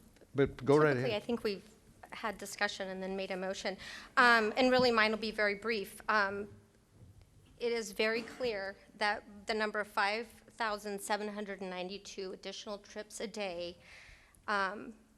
is going to not work with our criteria for our permitting because number 1 and number 2, any significant increase in vehicular or pedestrian traffic, and the nuisance arising from the emissions of the odors. So those two, I mean, this is not the city's traffic study either, is my understanding. This was, a traffic study was commissioned by one of the owners of the property.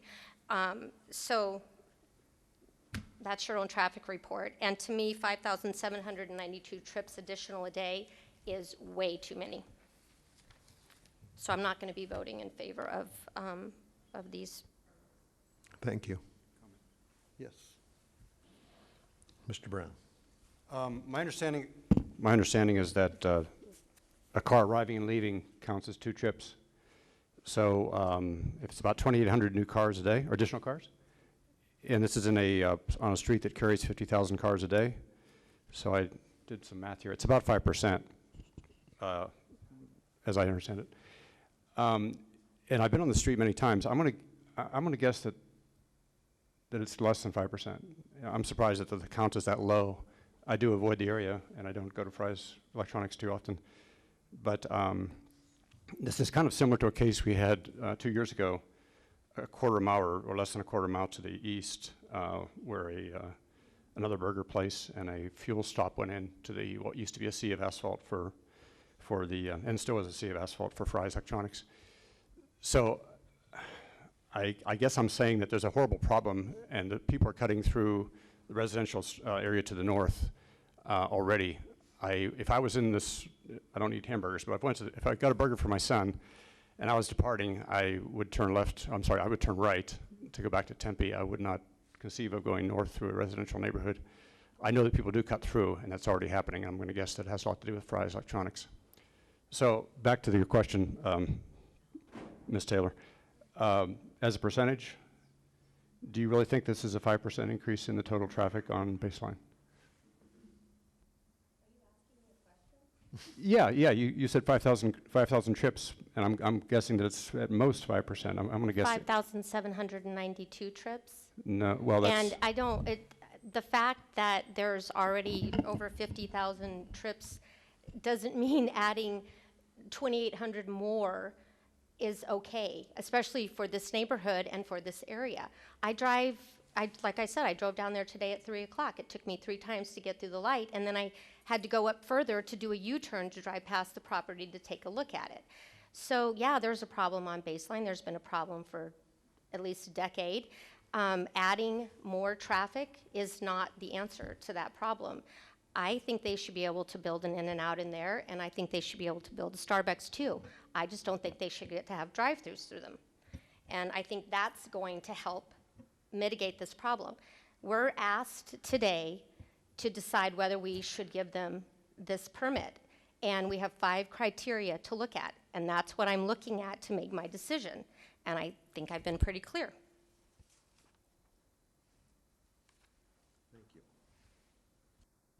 Thanks, Mr. Chairman. I think the applicant's done a lot of good things on this site. The fact that the drive-through lane starts as far back as it does and has 15 cars room to stack, plus probably another 15 in the parking lot if you want, is a really good thing. In some ways, I think In-N-Out Burger is a victim of its own success here. The setbacks on the east side are pretty significant. Looks like 15 or 20 feet and a lot of landscaping. We've got a signal going in. They're doing a lot of the right things, but I think the one thing that's missing here is the coordination with the neighbors and the meeting with the neighbors and talking things through. And if it was one restaurant, one drive-through, that might be one thing, but I think here we're talking about 2 drive-throughs, including very popular chains, and that's where I start to squirm a little bit and have an issue. I think the bigger issue here is not In-N-Out Burger, it's Ahwatukee. That's what's driving the traffic. So when that freeway opens, that'll help a little bit, but that's a ways out, I think. So I'd be happy to support, despite what we heard earlier, a continuance to allow a little more conversation.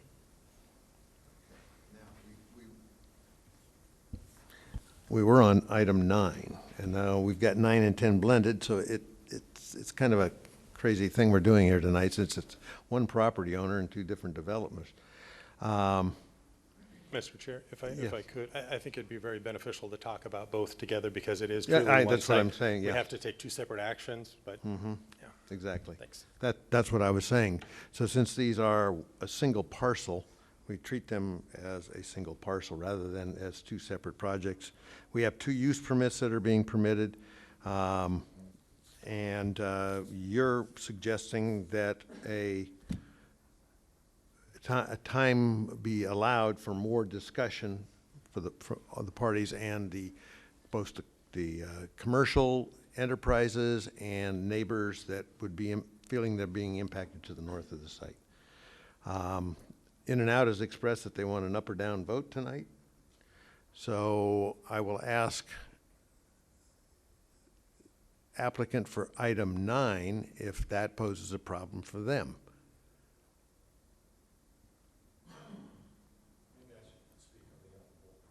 Yes.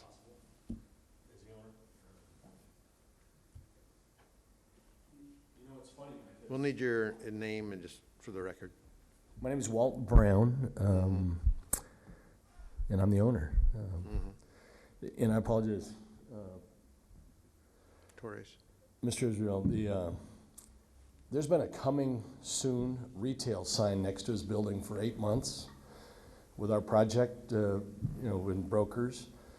We've done a lot of stuff, so somehow it's slipped through the cracks. I think what we have is we have 2 users that are committed to working with the neighbor. We got a planner that's done a great job, okay? I think I'd love to get together in the room with him and the planner and find out. If you look at the setbacks that In-N-Out placed and their attention to detail, they really looked at where his building was and where their building is proposed, and they moved it off the line. Traffic has worked their butt off with Tempe's traffic team. And I'm just amazed because it's, if you remember right, we started at I-10 and Baseline on the hard corner, and the Arizona Grand Group opposed us and said, we're gonna keep suing you until we can buy it. And they said, we're not gonna allow it to happen, we're gonna keep suing you until we can buy the corner. Then Arizona Grand came and said, well, if you'll move down the street, we'll support you. Well, we find out that in fact we did sell to them with In-N-Out's consent, and they haven't supported us. But I think what we'd love to see is the approval of the project. You got a commitment from us, from the tenants, both tenants, to go meet with Mr. Israel and find out what he's talking about from a development standpoint. We've got a great planned project for the 2 buildings. As the owner, we can commit that we won't ever allow a drive-through in the 3rd building in the back because you had a little concern about that. And we'll work through that, and maybe you can find a way to approve the In-N-Out and the Starbucks and not approve the back building, and let's let it evolve. And as a developer and as an owner, let's see where it goes and see what happens. The college loves this amenity, okay? The neighbors that we have spoke to, and I apologize that we haven't spoken to him or he hadn't seen the coming soon sign, has seemed to have really been in support of it for a place for them to walk. The college actually owns this land now. And they made a decision not to expand the college to get these 2 amenities to their project. They've even talked about potentially, because you talked about the fence to the waterway. And we studied that with them because they made a business decision to put up the fence to protect somebody from drowning. And so they talked about putting a gate to where their students can walk over, do some homework, and have a cup of coffee, have a burger, and walk back and not have to get in the car. I think you guys know that they're already parking some of those college guys behind Fry's, and they're walking to school. So we've addressed that in this with extra trees. We've really done a great job. So I would hope that you would find a way to make that work, and as a developer, I'm committed. I know Obinia and Traffic has worked their butt off to try to make sure it's planned appropriate. Both tenants have done above and beyond their call of duty. So, Thank you. Appreciate those comments. Let me just a question to the staff. If we were to approve these with what Mr. Brown has said, that willing to work, meet more with the neighbors and discuss what they can do with this jointly project, is there a way actually to condition that to be done? Or is that just a gentleman's agreement to do it?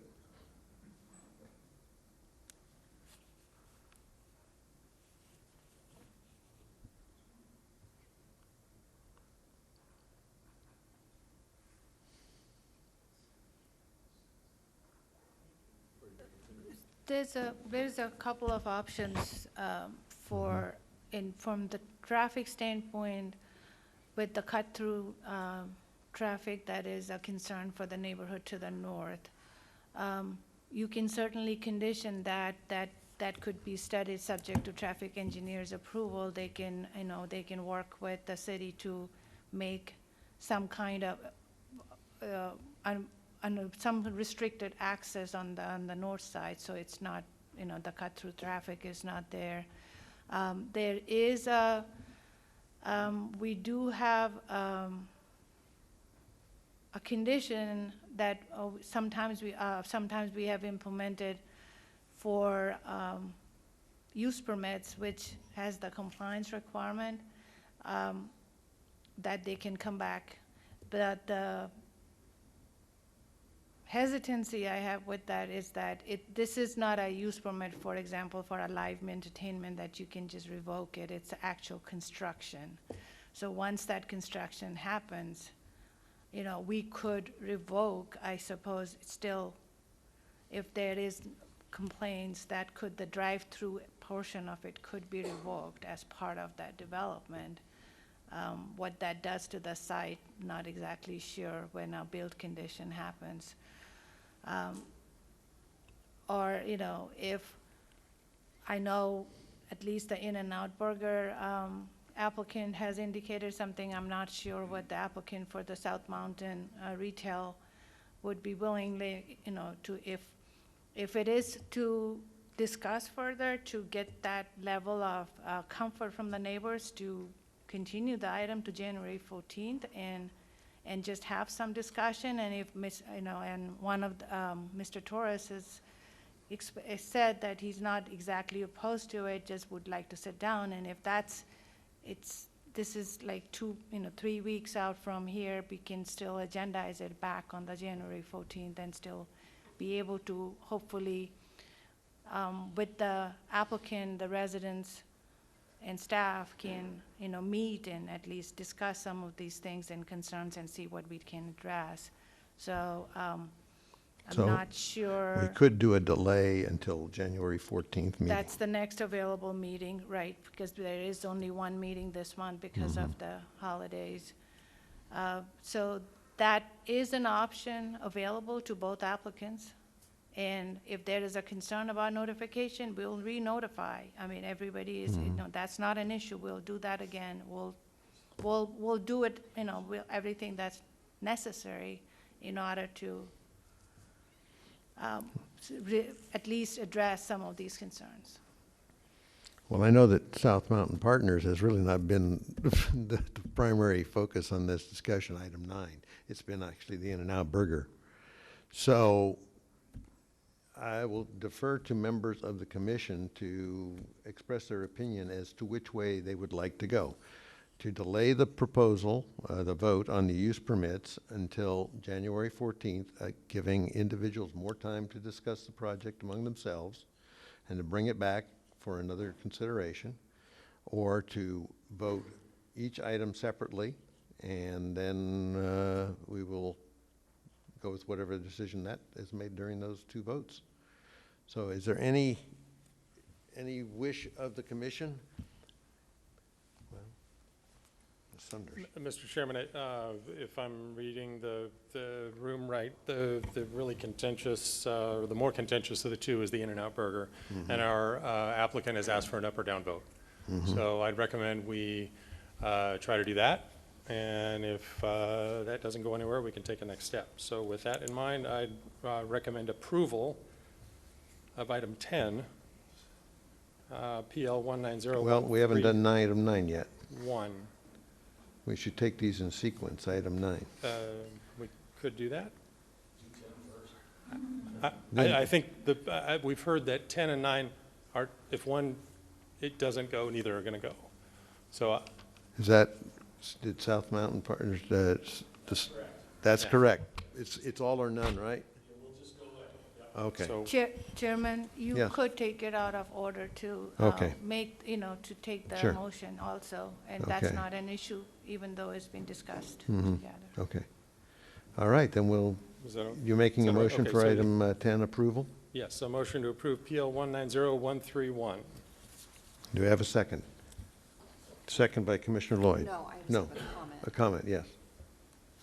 So this would be the opportunity where I would like to suggest, if we're going to have a motion to approve, to add a stipulation that the applicant continue to work with traffic to address northbound cross-through traffic at that intersection, whether it's a do not proceed or right, left only type of direction. And I'm adding it to this one because the light goes out of this development. So that would be my request if Commissioner Sumner wanted to amend his motion. Yes, that'd be fine. Is that enough Okay. specificity for staff? Get enough specificity to, Great. okay, fine. Then we have a second from you on that? I second with that Okay, stipulation. very good. Okay, any other comment? All right, all those in favor of approval of item number 10, which is PL, is it 31? PL 190131. 013, okay. All those in favor, raise your right hand. Opposed? I think we have a, Mr. Chairman, I'm sorry, I might be confused here. Can you just repeat? This motion is to approve the In-N-Out Burger approve In-N-Out Burger. with that stipulation? Exactly. Okay, With the condition that was added. yes. Okay, all those in favor, please raise your right hand. 4. All those opposed? 3. Ayes have it. The condition that was required is that you work with traffic to deal with the issue of the northbound out of the site entering into the neighborhoods. I believe that's it. Cut to work with the city staff traffic. for the cut-through traffic, to restrict northbound off of the In-N-Out side. Okay. So, Chair, I'm sorry.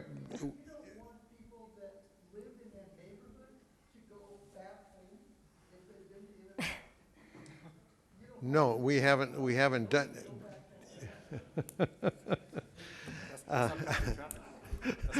That's cut.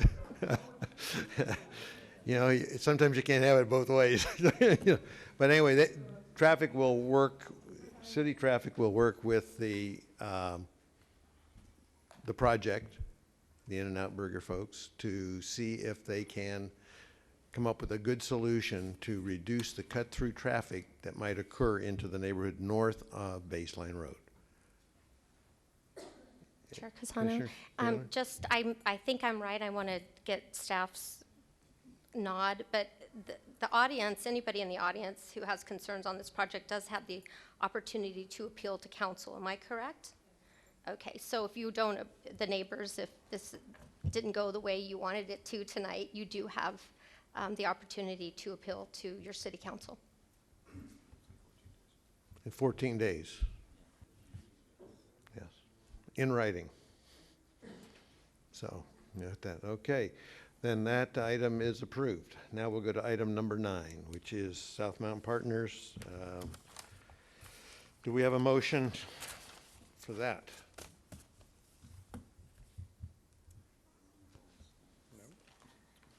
Chair, I Johnson? move, Yeah, go ahead. Chair, I move for the approval of PL 190130. Do we have a second for that? Second. Okay, seconded by Commissioner Lloyd. Any discussion? Okay, I'll call for the vote. All those in favor of approval of item 9, please raise your right hand. What do we got? 1, 2, we got 4, 3, 4. Okay, all those opposed? 3. Okay, that one passes as well. Thank you very much. Thank you all for your time and your comments here, and hopefully we'll be having more discussion after tonight. Jesus. Throw this up. Thank you. Well, hopefully they can.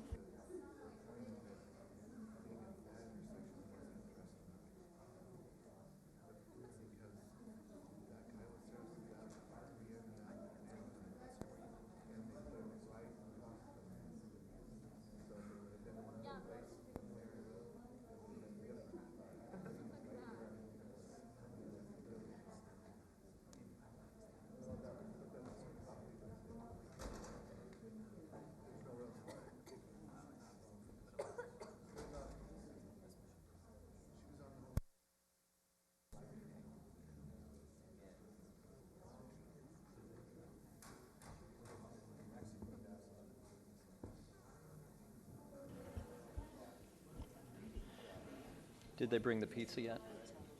Not yet? Excuse me, there can be no further discussion. This meeting's still in session. Thank you. Thank you. I want to thank you very much. I could leave again. You could keep going. All right, Angie has left the building. Is she? Oh, Angie, well, you can stay, but thank you. Thank you so much on last minute. All right, I believe that brings us to item number 7 on the agenda, which is a use permit to allow an amusement business for Wild Frontier axe throwing. I imagine that's why most of you are here tonight, to hear about this. Name and city of residence for the record. Hello, ladies and gentlemen on the commission. My name is Richard Jones. I'm a resident of Tempe, Arizona. I've been a resident all my life. I was born and raised in Phoenix. And I am trying to obtain a use permit for an axe throwing business. This business is located at 420 South Prairie Lane in Tempe. I think closest intersection would be University and McClintock. The main intersection would be that. You've probably noticed there's been a few axe places that have come up. This is a little bit different than some of the other ones. I do things a little bit differently, but the main thing with axe throwing is safety, of course, is the #1 concern. So as far as the build out goes and everything, they're all pretty much the same. You know, you have lanes similar to a batting cage, and you throw axes at a target, and then, so you have barriers between each lane. It's very safe, and well, what else I could tell you that you're not already familiar with? We do not serve alcohol at this location. We also have people, when they come in to sign the waiver for it, they also have to sign that they're not presently under the influence of alcohol either. So we make sure that we monitor that very carefully while we're there. We will be having a BYOB over there, but like I say, nobody is allowed to be intoxicated in any way when they show up. Plus, we have a 1 beer per hour maximum is the way it works, so that they're only going to be there to max 2.5 hours. So at 1 beer per hour, we're not too worried about them leaving intoxicated or anything like that, but we're pretty strict on that policy. I'm not sure what else I could tell you that you don't already know. It's a pretty simple business. It's a simple layout, simple design compared to what I've been seeing earlier. So this... If you'd like, you can kind of take questions, and if there's any issues that are brought up from the public, you can respond to that, certainly. Sure, come absolutely. back. Okay, very good. Thank you. Commissioners, any questions for the applicant? Commissioner Amorosi. Thank you, Chairman. I must be living in a cave because I've never heard of axe throwing as entertainment before. So how far do you throw the axes, first of all? Okay, well, typically speaking, the way it works is you throw an axe, it does 1 rotation, and it hits the target. Generally speaking, that's going to be in the range of 12 to 15 feet. 15 feet usually is an average. The lanes themselves are 16 feet long, so that you're always, you're in a barrier on each side of you when you're throwing. Okay, but typically that's how long or how far it is. And the barriers, I've been to batting cages, they're kind of flexible, but an axe is different. Are they solid steel mesh? Oh, or is it yes, sir, it is. It's yeah, it's basically a mesh wire that's on a like we have a plywood wall. It's a plywood wall, and then on top of that, it's a mesh wire that's you know, like a fence sort of thing. It's 10 feet high, 16 feet long, and there's 5 lanes. We're a smaller venue than the other venues are really like twice as big as those, most of them. So we have a smaller location and a smaller venue, but it's nice. It's different than some of the other ones and what we do and how we do it. No axe juggling going on No, here? no axe juggling. It's pretty pretty basic, pretty simple. This is a non-contact sport, to say the least. We are also a green business. We're an eco-friendly business in the sense that axe throwing venues use a lot of wood on a yearly basis to sustain their business, and we don't go to the lumber yards or anything to get our wood. We actually go to the dumpster, and we get wood that is very thick and more conducive to axe throwing than the other venues use. And so basically we're using recycled wood to sustain our business and everything. And so we're proud of that fact, you know, but it also, the targets work better. They're also safer. When you have extra thick wood, it tends to be a safer environment. Also, they're wood handles, so nothing bounces back, or there's nothing like that. Okay, so we use axes that are actually designed for throwing, not for chopping wood, if you know what I mean. But yeah, it's a very safe business, and we do like birthday parties and corporate team building, that kind of stuff, you know, get people in there and excited and keep them motivated, and So everyone has a good time. Do you put like paper targets over the wood? Is that how? No, You're it's scoring. I saw something in there about scoring. No, well, the targets are a thick wood, and we stencil on the target itself. So that's how the targets are made. Anyway. All right, thank you. Other questions? All right, stick close, and we do have one member of the public that, at least, that wants to speak. We're going to have staff give us an abbreviated report, most likely. Okay. Thank you. Good evening, Chair Dini Minico and Commissioners of the DRC, Robbie Aaron, Community Development. I am going to give you a very brief presentation. As you said, it's located at 420 South Perry Lane. They're requesting a use permit for an amusement business. Just a quick area of the site. McClintock University is the closest major cross streets. I did want to cover one of the use permit criteria, actually two of them. The first being increase of vehicular pedestrian traffic. Staff does not see any increase above what was normally be permitted by right in this area. You could have an office by right, and parking for an office is actually more than what we require for parking for this type of business. The other thing that I wanted to cover was the adequate control of disruptive behavior. As the applicant stated, they're requiring a waiver to sign that says you can't be overly intoxicated to participate, and that loitering outside of the business is strictly prohibited. We are also requiring, as a condition of approval, that the applicant reach out to the City of Tempe Crime Prevention Unit to discuss potentially having a security plan.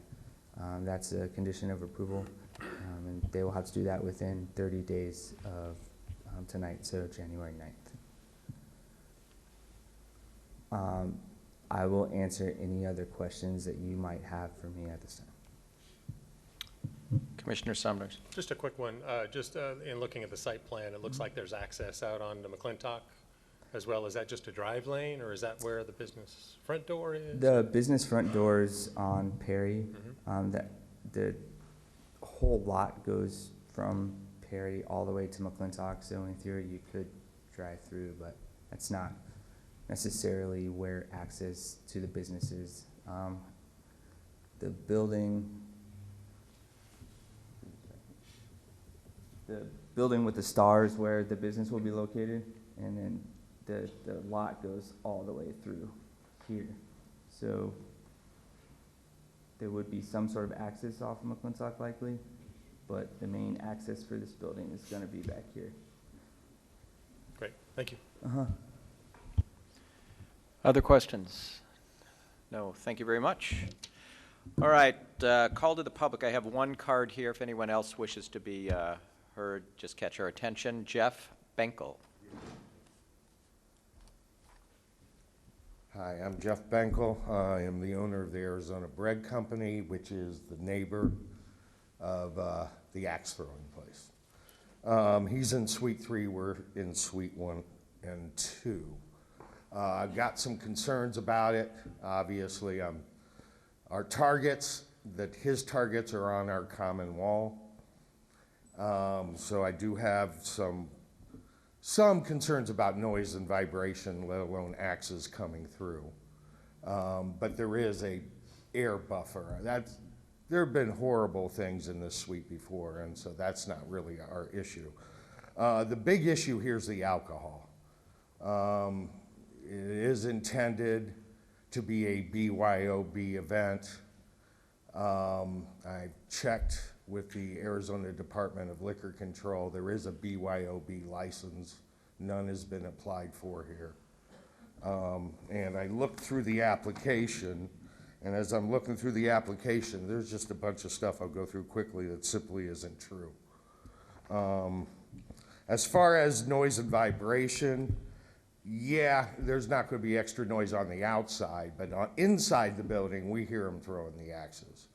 Another big issue is that it's not only axe throwing.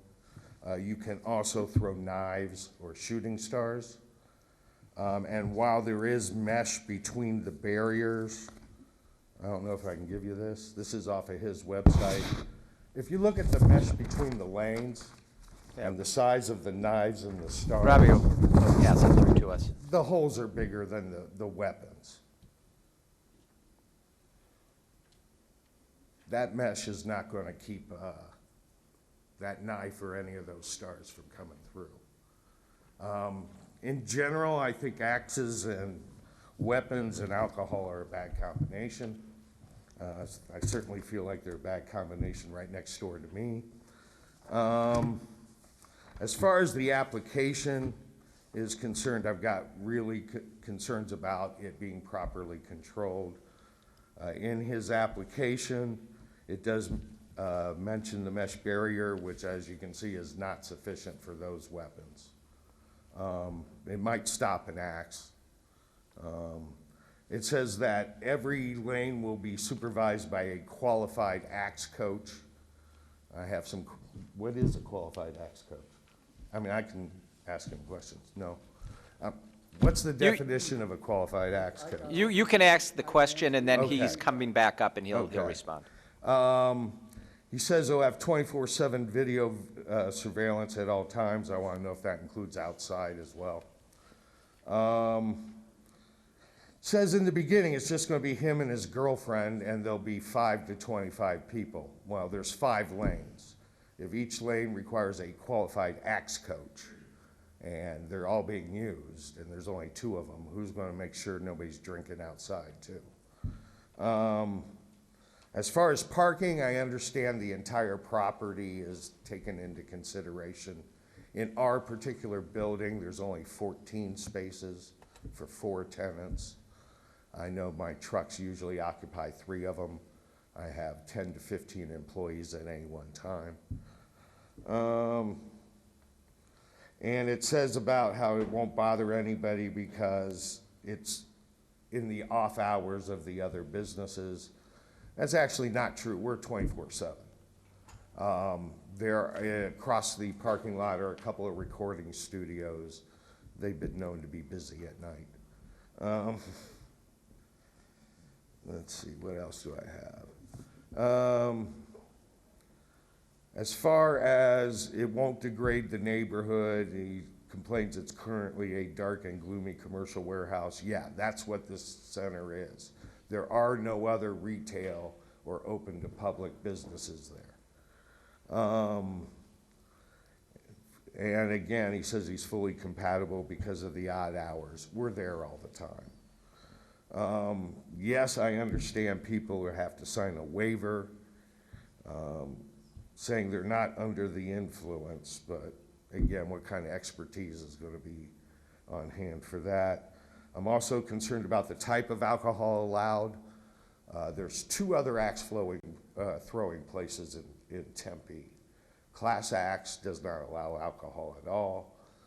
Lumberjacks has a BYOB after 4 o'clock license. It's beer and wine only. Is there an age limit for throwing the axes? Other places have such a thing. I don't know if that's in your purview. Okay. Come to a conclusion. I think we're going to have some questions The for you too. conclusion is I don't want you to throw the guy out, okay? But I need some assurance, or what can I do to make sure it's properly controlled? Okay. I think Okay, a lot of because your again, it's the alcohol that scares me. Yeah, the concerns are valid and well expressed. Remind me what the nature of your business? We're a wholesale artisan bread bakery. So you're baking on premises? We're baking in, yeah, we have suites 1 and 2, and we're baking. Which is why you're there outside. all the time? I'm sorry? That's why you're there all the time, 24/7? Yeah, we I start get it. working about 2 in the afternoon, end at 6 in the morning, and start again. Okay, got it. Thank you very much. Any questions from the commission? Okay. Can I respond? Well, we're gonna have you back up in a second to respond to that. Robbie, anything that you want to add? Specifically, the nature of it appears this is an existing operation already. It already has been built. Oh, those pictures are from. He can correct me if I'm wrong. He has another location. Okay. In a different jurisdiction. So I was not looking at pictures specifically of this space that we're talking about today at 420 South Perry in operation. You should not be, no. Okay. And how did staff address issues like common walls, partition walls, demising walls between this suite and the neighboring suites? It was my understanding, like the gentleman said, that there's space between the barrier, the target, and the walls. Okay. I'll have you He can fill in the blanks. Yeah, he can fill in the blanks. Okay. I But do there's no wanna- requirements that there be a solid partition built, at the end of these lanes or anything, no cladding. If it was an X-ray room, we'd have them line the walls with lead. Sure. If we don't make them do something No. different. So it could be 2 layers of drywall with 2x4 studs. Sure. Okay. I do want to address the BYOB permit. Please. They would have to apply to the State Liquor Control Board for that permit. It's an off-premise permit, and the State Liquor Control Board would then work with our police department to go through that permitting process. It's not something planning would see. It's not, a use permit's not required for that particular type of permit. That's all. Thank you. Questions? No. Applicant, could you come back up and? Sure. Okay, let me address some of those issues that he came up with a few minutes ago. First of all, the issue of the noise. Now, I've talked to him about this before when I was over there, but the way we have this structured is we don't have the targets up against the wall, okay? What we have is there's 2x4 that goes horizontally along the length of the wall, okay? So that takes it out almost 2 inches away from the wall. And then we put the plywood up on top of that. Now, on top of that, we have the target is on top of the plywood, but between the actual contact surface of the target and the plywood, there is another 3 inches of space. So you've got, because that's where the way the targets are designed. They're not designed to stick all the way up against to the plywood. There's a gap there, and then there's the plywood, and then there's another gap, and then there's the wall. So you're talking about almost 5 inches of airspace or gap between the target and the wall itself. Okay, so what that does is, for one thing, it makes the place more usable, but it also reduces the noise amount also. Okay, now, I know that they're over there a lot. Okay, because I've been over there too. I talked to them. They have it's a huge place where they make the bread. They have all this machinery up against the wall where I'm throwing the axes, okay?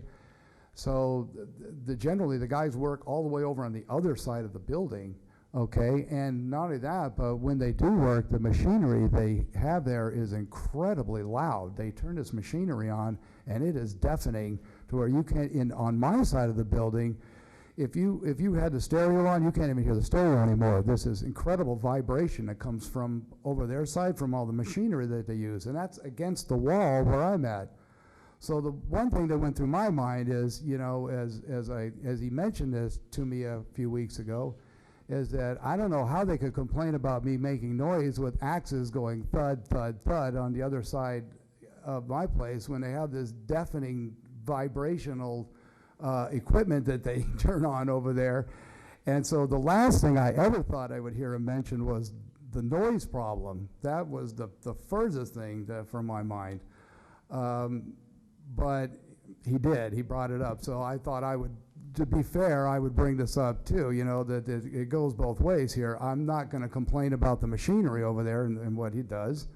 Okay, I'm just trying to run my business the best I can. I'm not creating an undue amount of noise or anything. As a matter of fact, I'm a lot quieter than the personal trainer on the other side of me who blasts his stereo. So between the machinery on his side and the stereo on the other side of me, I'm like sandwiched into this noise box. So I'm about the least noisy guy of that whole complex. Is this facility already built? The facility is built. As far as the cages and everything, that's been built. The only thing that we've done is the build out itself. It's not complete yet. We've still got a ways to do. The build out's been started. But as far as it being a usable axe throwing venue, no, it's not usable yet. There's still a ways for it to go before it gets to that point. That's why I was taking my time. I wanted to do the permit first and all that, and then I would start that. Are these of this Some of those were particular taken in my backyard. Some of the pictures are from my backyard. Some of the pictures are from next door. Now, what he seems to be missing on this is he doesn't understand this business, okay? This business is devoted to axe throwing. All the lanes are devoted to axe throwing. The wire mesh that we use for this is about like this and like this. Now, if there's only one lane that's devoted to knife throwing, because we don't have knife throwing for everybody. That's for certain people that come in that have experience doing this. So we only have one lane for that. With that one lane, the wire mesh that we use on that is, there's chicken wire, like little tiny square, like a chicken wire that you buy at the hardware store that you run that along. So there's absolutely no chance that any type of knife is going to get through that.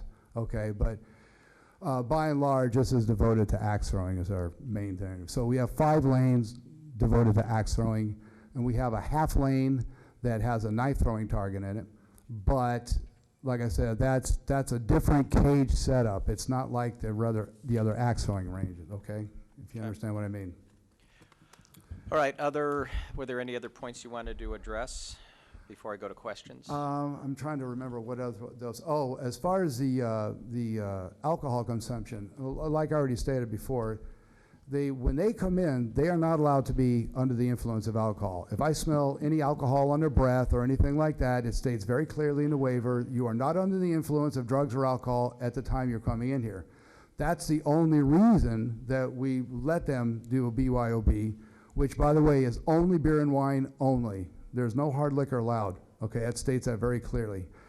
So with the beer and wine, it also states clearly that they're allowed 1 per hour, which is essentially what I did is I went off the same format as Lumberjacks is over there, okay, because I used to work for Lumberjacks, so I understand how to run an axe throwing range and how the procedure works and all the legalities of it. So by learning that, I was able to, do this correctly. So I kind of use them as an example with the BYOB and the 1 beer per hour thing, okay? But that's where that came from. But like I said, there is no hard liquor allowed there. So I don't think the noise is really an issue. The alcohol is not an issue, and there's no loitering or anything like that. There's, people, that's not a place where you go and loiter. It's like you said, it's a dark industrial park and everything.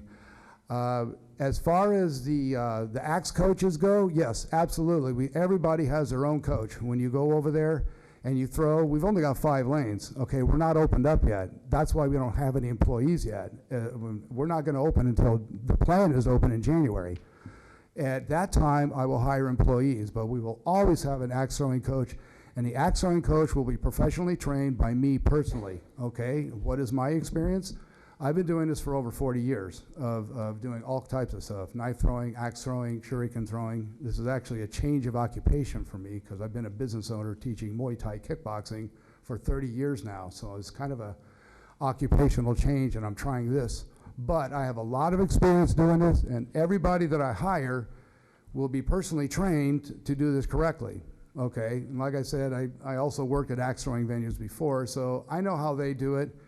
And safety is the #1 issue. Absolutely. It's the most important thing. And there's no reason it can't be safe. It's a very safe thing as long as you do it correctly and you have the right build out. And I do have the right build out. Okay. So I don't see that as being an issue either. There's, like I said, there's no loitering in the parking lot. I'm not sure what else could possibly be a problem, but I think his main concern was the noise factor. And that's just not very much. Questions? Commissioners? Commissioner Amorosi. Thank you, Chairman. Two questions. One, so you are going to apply for a state BYOB beer and wine permit? Yes, sir. once you get the approval? Absolutely. If there's an issue with that, I just won't have alcohol consumption at all.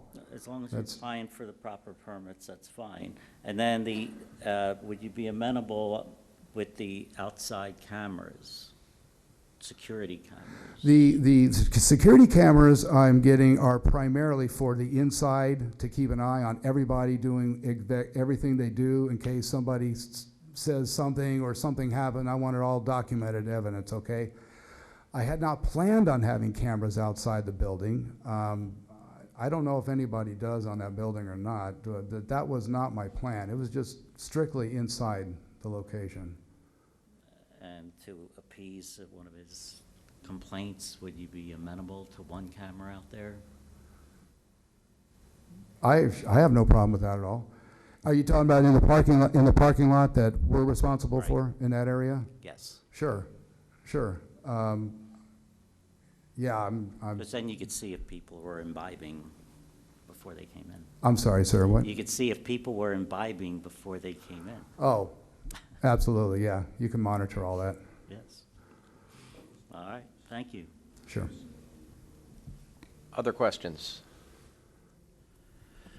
Thank you very much. We've closed the public comment portion. We've heard from staff. It's time for motions, internal discussion. Again, use permit allowing an amusement business at this particular address. Any discussion? Anyone want to propose something? Mr. Chairman, I make a motion to approve Wild Frontier Axe Throwing PL 190291 with the conditions of approval, getting a state BYOB beer and wine license and one outside camera showing his parking lot. Mr. Chairman, I'll second that motion. Okay, it's been moved and seconded.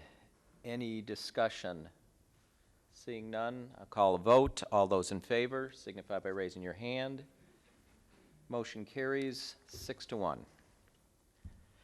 Next case, thank you very much. Next case is item number 11. I want to make sure I didn't skip anything. Yes, item number 11. This is a use permit to allow a fuel center and a development plan review for Circle K at 1900 North Scottsdale Road.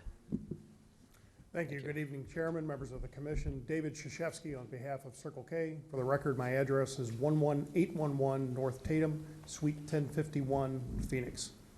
As the hour is late here, I will try to be as brief as possible. I know there are some folks here that want to speak as well, so I'll try to keep my presentation very short and be able to respond to questions later.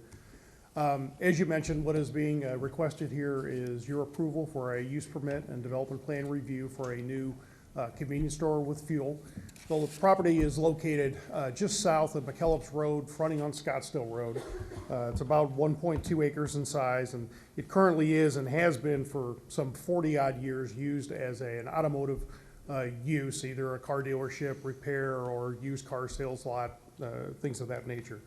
The property is zoned CSS, Commercial Shopping and Service District, and as noted in the staff report, the property is not part of a designated character area plan within the city. Get this to work. There we go. A little zoomed in here. Again, I know our pointer's not working, but again, just to point out, obviously Scottsdale Road is labeled there. The building on the property is the larger sort of bluish gray shaped structure in the middle. There's an additional structure on the far western boundary, which would be your right-hand side of the property line. The buildings to the far right are a multifamily development, two-story apartment homes, and then there's sort of a drive aisle and parking separating that residential development from this particular property. Again, a few pictures of the property itself. You can see obviously numerous cars parked there, a number of very large, tall lights which illuminate the property, a frontage view along Scottsdale Road, which you can see while there's a few trees out there, not a substantial amount of vegetation on the property. And again, the rear view, this would be looking sort of at the southwest corner of the property, looking northward. The multifamily residential obviously to the left, and the property and the structure right on the property line immediately to the right. Again, as I mentioned, the property is zoned CSS, and it's not only the property, but certainly the properties to the north and south, the Starbucks and the restaurant, as well as the large multifamily development to the immediate west is also zoned CSS. And then you'll notice the yellow or orangish colors there, single-family residential to the southwest, but again, separated from the site by other retail establishments or the multifamily development. Zoom in here a little bit. What is proposed, as shown here, is we would remove all the current improvements on the site, less the screening walls to the west and north. A new 5,187-foot convenience store shown there along the west property line. A single row of fuel dispensers, a total of 6, so we could do 12-car service under a canopy. Currently proposing over 20 designated parking stalls, vehicle parking stalls, as well as 3 separately designated larger stalls for the delivery trucks, bread trucks, Pepsi, fuel trucks, and so forth, along the far north end, right next to which you have labeled there too as the vendor area, which will be an enclosed area for the trash enclosures. As part of the development, we are also increasing the front landscaping along Scottsdale Road. Currently, it's around 15 feet or so. This is being increased to about 21 feet. We are also proposing a landscape buffer along what is our west property line, the line abutting the multifamily residential, which would be behind the store. So that area, and I'll show here in a moment a landscape plan, but that area will be relatively well landscaped. In working with staff through the various iterations of this plan, obviously security became an issue here, so that area will also be gated off. There is a gate at the far southwest corner of the building, be a wrought iron fence, and that fence will also extend from the northwest corner of the building all the way north to the existing masonry wall along the north property line. So no one will be able to get into that space behind the building other than facility staff for landscape maintenance and cleaning and so forth. Again, a bit of a zoomed in version here. We are proposing to retain the existing drive on the far south side of the site that exists there today, and a new drive along the northern property boundary just to facilitate better access. The original inception of this plan actually had an additional fuel island further to the north, and working with staff in city traffic department, that island has been eliminated to improve circulation on the site, as well as allow that additional drive to the north. That drive, and while it's a little bit hard to see, does have a diverter island in the middle of it, so it would be a right in, right out drive only. So southbound traffic could turn in, and you could exit making a right turn out of that drive southbound only. The full access point would be the southern drive, which is as it exists today. Again, I would point out in terms of traffic, working very closely with staff on those issues and the general issues of traffic flow along Scottsdale Road, turning movements. The city traffic department did make a determination that a traffic report was not required for this, that the use really is going to really cause no additional traffic here at the site because, again, as we've heard earlier this evening, this use, probably even more so than a restaurant use, is truly a drive-by use in terms of people coming by to get, you know, their gas or coffee, whatever, and then go on about their daily business. Elevations, again, were designed very closely, working with staff. We think this is a very good rendering, a good design of this store. We're using multiple materials, stone, block, and stucco, multiple colors, multiple elevation planes, both horizontal and vertical. Those elevations are carried over to the canopy where there is both stone, stucco on the canopy, and then on the canopy fascia, again with limited signage here on the canopy facing the street. Again, the landscape plan shown here, as I mentioned, a fairly large landscape buffer and well populated with trees along the western boundary line where really none exists today. Again, the thought here is we do want to buffer and offer some new buffering to the existing residential to the immediate west, and then additional landscaping along the north property line, and as I mentioned, increasing the current landscape setback and current landscape density along Scottsdale Road to really improve the overall streetscape of the property. One thing I would point out too is you'll see sort of to the south side of the store, there's sort of a little crosshatched area. That is intended to be an outside seating area. These new stores offer a pretty wide variety of food products, which is becoming a larger part of this business. And so working with staff, we created both a seating area that is now covered, so you have sort of a trellis feature over there. So if somebody wanted to come in, grab a sandwich, get something to drink, sit out there when it's not July here, this time of year, and have their sandwich, they would do that and have a decent shade structure over the top of them. Again, street rendering here, this is sort of at the southeast corner of the site looking into it. Again, this gives you a pretty good perspective of both the shade structure on the far right-hand side of the view, as well as the store design and the proposed landscaping. Get another view from kind of the northeast corner, so if you were southbound on Scottsdale Road, this illustrates well the diverter island we were talking about in the northern drive, again, to allow that to be right in, right out only as a traffic mitigation measure. And again, a straight on view. The other thing I would note is you're seeing the little green roof structure. That is a new transit shelter that would be constructed in front of this store. There's an existing one a little bit further north, so this would be relocated in front of the store a little bit further from the intersection, which again, I think helps kind of the existing traffic conditions on Scottsdale Road. Again, internal view, stores are still being designed, but this is a pretty good replication of this particular store, the 5187 store as they refer to it. The food offering, again illustrated here, a very open concept, windows across the front of the store which really provide great view to both customers coming and going, as well as really support SEPTED principles in terms of retail design for the product. The other thing I would notice, you'll see here, monitors as you come in and out of the store. Sure. Those are cameras both internal to the store, external to the store, as well as door frame cameras for security reasons.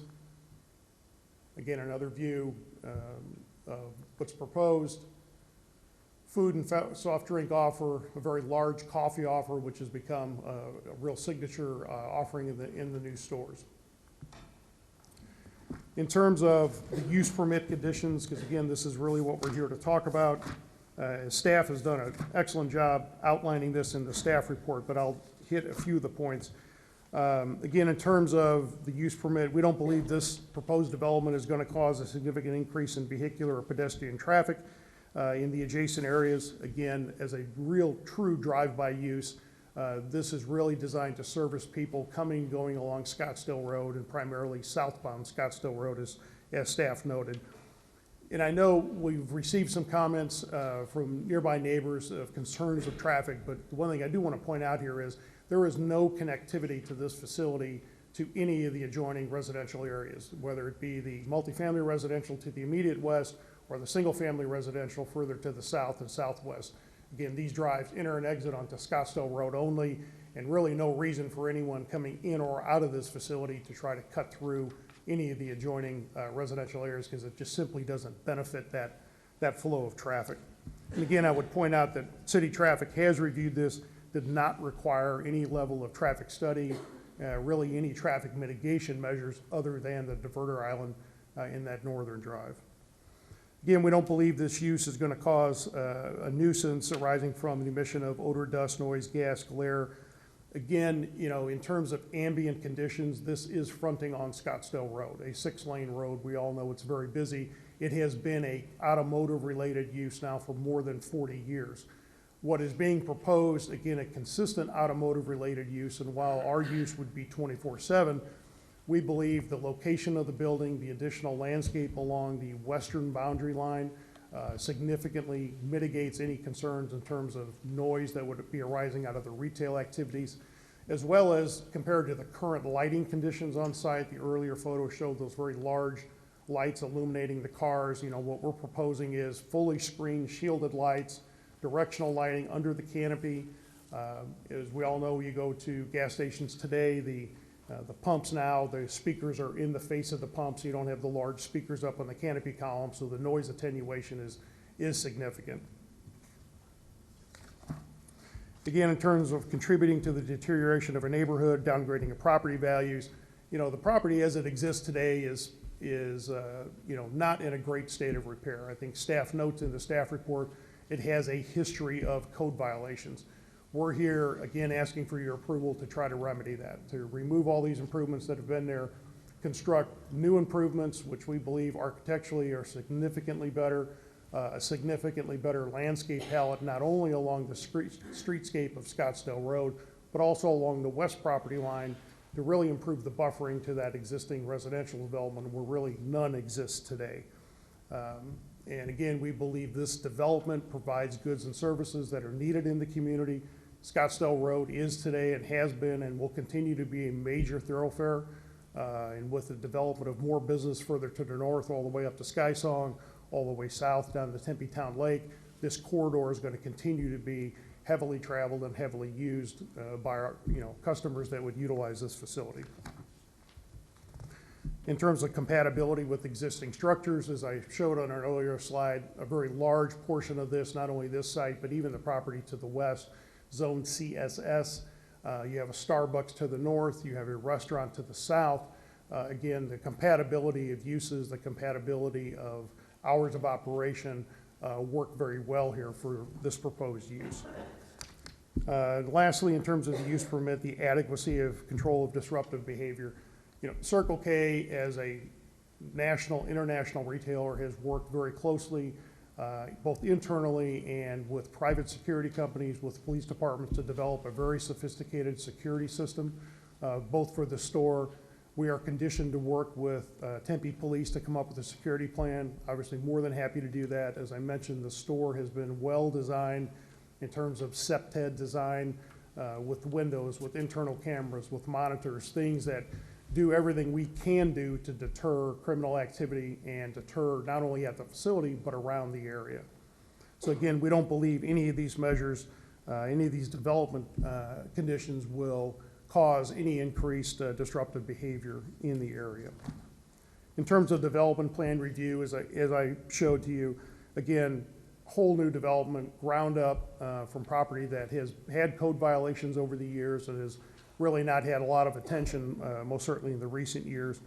Adding, again, ample parking on the facility. And it's one of the distinctions here, and I know there's some comments about we already have convenience stores in the area, but I think one of the important distinctions is probably the most recent convenience store built here is the QT down the street, and that's been almost 15 years ago. So while, yes, there are existing uses like this in the area, something new, something providing a better, different level of service to an area that has been undergoing and will continue to undergo significant transformation, both in terms of business development, population, traffic, really provides added value to this area. The other thing I would point out in terms of the landscape, because I know it's important here, is, you know, relative to the current condition of the property, What's being proposed, we're looking at more than 40 new trees on the property, significant ground cover, and again, more importantly, new buffering that really has never existed along our west property line as a benefit to the adjoining multifamily residential. And again, the architecture I mentioned, I think, you know, we have worked very closely with staff to provide a very nice architectural design for both the building and canopy. That combined with the increased landscape will have a very nice streetscape along Scottsdale Road. So just in summary, I would point out a couple of statements that staff made in the staff report relative to the use permit. The first one is the manner and conduct of the building and proposed facility will not be detrimental to persons residing, working in the area or adjacent properties. And then relative to the development plan review, that the project meets all the development standards required under the code. Importantly, I would point out too, without the need for variances. I think staff points out in the staff report that the other stations, gas stations, convenience stores in the area, all requested variances and were granted the variances. In this case, we're not requesting variances. We have designed the site to meet all your current development codes. And it also is in support of the general plan, goals and policies for redevelopment and revitalization of the area. And so with that, we are in agreement with all staff conditions. We appreciate staff's work and cooperation with this, and I'd be more than happy to answer your questions. Commissioners, questions? Commissioner Brown. This is a minor question. I noticed the fuel truck configuration drawing on the site plan. What time of day can you control the time of day when fuel trucks arrive? Yes, we can. I mean, it can be staggered. It's closely monitored. Obviously, certain days we sell more fuel than others, and so operationally it can be controlled so they don't necessarily show up at 4 a.m. or 2 a.m. But you are running 24 hours a day? We do. Okay, so when they do have to back up 105 feet, it says here, 103 feet into oncoming traffic, is there someone there to flag the? They would the driver's obviously there. They would typically have store personnel to assist if there's activity on the lot. I mean, again, a lot of times we may be delivering at 10 o'clock at night when activity is certainly lower than it would be at noon. Okay, and the existing fence on the west property line is 8 feet high? It is approximately 8 feet high, correct. Okay, so you could probably, normally I like four-sided architecture, but you could probably just go 3 sides and delete that brick or whatever it was on the west side, save some money. We could, again, working with staff, we have no problem doing 4-sided architecture, again, really as a benefit to the multifamily to the west, just to give them something else to look at versus the tin roof they've had for many years. Yes, but there's an 8-foot wall, so they can't see it. Well, I mean, again, at least the building, you would certainly see the top of the building. Oh, is that a multi-story housing back there? It is, it's Okay. 2-story. Okay, those are my only questions, thank you. Anything else? Commissioner Amorosi. Thank you, Chair. One of the letters mentioned the homeless in the area, and does Circle K have a policy training their workers on dealing with that? Because I've seen Circle Ks that seems like they don't care. Understand. And the answer to your question is yes. They do in all the jurisdictions where we can. We will work with the local police departments. We will execute authority to arrest, trespass notices. We'll post the property, no loitering, no trespassing. You know, as we all know, if there is a trespass incident, somebody's hanging around the property, we ask them to leave. They don't leave. We call PD. It's certainly not the highest priority call that most police departments get. And so we do try to work with them on that. Here again, we are stipulated to have a security plan with the Tempe Police Department, which would certainly have conditions and address those issues. Thank you. Thank you. Diana? Good evening, Chairman DiDomenico, Commission. Diana Kaminsky, City of Tempe, Senior Planner with Planning Division. We have the PowerPoint. I think you're familiar with the site. They are requesting a development plan review, which would be for the site plan, the landscape plan, and the elevations of the building, and the use permit for the fuel center part of it. The CSS zoning does allow the convenience stores, so the use permit is just for the fueling center part of it. And I know Sapana's working on getting the application up here. In doing the analysis, you'll notice in the use permit, I did refer to some of the other uses in the area for reference. So there have been, I believe there's 6 other convenience stores with fueling centers within the area. I provided you with the square footages and the comparison of when those were built and the variances that they required. We did today based on feedback from residents, we did receive some public input after the report was published and wanted to look at the police reports for this area and see if there was any correlation with these sites. With the existing Circle K to the north of this site and the Quick Trip, they actually had very similar calls for service. And they were about twice what the calls for service would be to a similar Circle K in South Tempe. So the correlation was more about the area and the location and what's happening in that area on a bigger picture than necessarily to this particular use or this particular brand. So I wanted to bring that up. So this is the site and the request. The 5 requirements for use permit, the criteria include the vehicular or pedestrian traffic. Although obviously with the vehicle sales that are there now, the traffic isn't quite the same. They do have large trucks that have parked on the street to offload vehicles to the site. And the picture you saw of the aerial actually showed the vehicles parked, including over the fire lane on the property. So it is a different type of vehicle traffic, and we did not require a traffic study. So our traffic department determined it was a site that could hold the traffic that this site was designed for as a commercial property. The driveways were configured for the right in and right out at the north end, and the south end has movement in both directions. So there was no issues that we considered for traffic specific to this site unusual to the use. The nuisances, there are regulations for the environmental use of a fueling center, and that relates to the vapors and things that happen at a fuel center. So those are all already handled through the environmental regulations that they have to comply with for state and federal law. They have provided a significant amount of landscape, which should help mitigate some of the heat impact from a paved surface, as opposed to what we have now, which is a large paved lot with cars, but does not have a lot of landscape. Although code enforcement has repeatedly had them put trees in, they continue to disappear over time. We did work with them on the lighting levels. We have the current lights are non-standard. They don't meet dark sky, and they can produce glare. They actually lowered the lights on the building on the west side so that they would provide enough light for security on the back of the building without creating glare for the residents to the west who do have 2-story units. That, coupled with the landscaping that they're providing, we felt helped mitigate any potential for glare from the site. Deterioration of the neighborhood, you will hear from residents this evening about their concerns about this use as it relates to other similar uses in the area.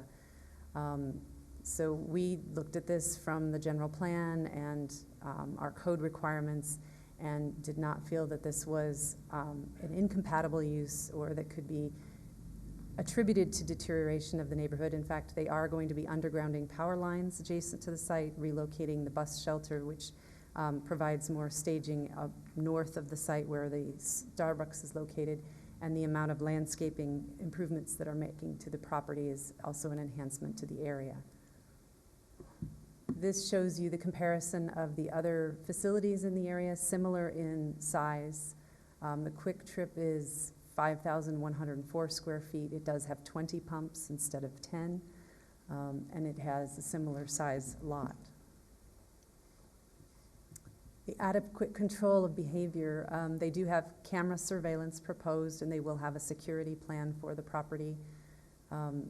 So staff did not see that there were any particular issues with this use for the fueling center. Having a 24/7 operation can help mitigate issues in the area. Some of the calls for service that we saw were actually related to things like trespass or loitering. So if you have employees and you have customers that are there during all hours of day or night, as opposed to a business that closes, you're less likely to have loitering and more likely to have calls for service when people observe things that are happening that shouldn't be going on. So we looked at that as actually a benefit to this area. And you've already seen the site plan and the landscape plan and the elevations. We passed around the materials earlier. So we did not require a neighborhood meeting for this, as it is a use permit. As you heard earlier this evening, neighborhood meetings are only required for general plan amendments, rezonings, planned area developments, and variances. Development plan reviews and use permits do not require them. I did receive 2 calls, and we had 1 visit to the counter, and then 5 letters of opposition, which you received. And then staff did meet with 3 residents today to discuss their concerns. They have very valid concerns that extend beyond the site in terms of the issues of North Tempe, but alcohol sales were raised as not needed in this area. They already have a significant number of locations to buy alcohol, and this results in some of the surrounding concerns that they have in the alleys and side streets in the neighborhoods. Traffic generation and increase, concern about safety, noise from a 24-hour facility, loud vehicles or speakers from cars late at night. Existing number of facilities they don't feel justifies the need for another gas station with a convenience store. They believe that the market is saturated in this area.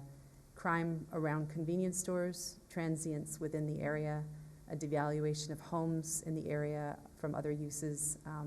The condition of the existing Circle K to the north was also raised and exemplified why they did not want another one. And there was mention of an article about credit card skimming, and this has to do with the pumps and potential for fraud from credit cards. And that was something that was published, I guess, last year and was raised as a concern for security in the area. We did receive all of that public comment after the report was written, but in looking at the criteria for a use permit and the code requirements and the conditions that we're recommending, staff is recommending approval of the request with these conditions of approval. So I'll be happy to answer any questions. Questions? Commissioner Lloyd?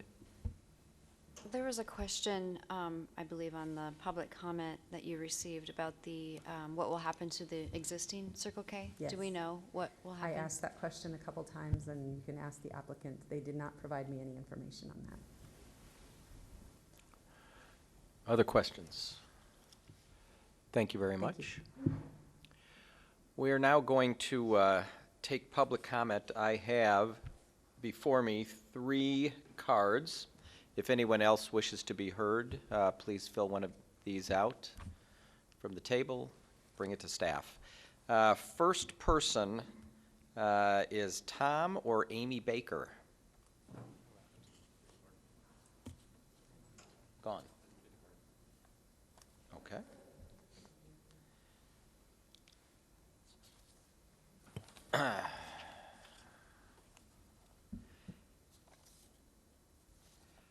Next is Kim Gaffney Loza.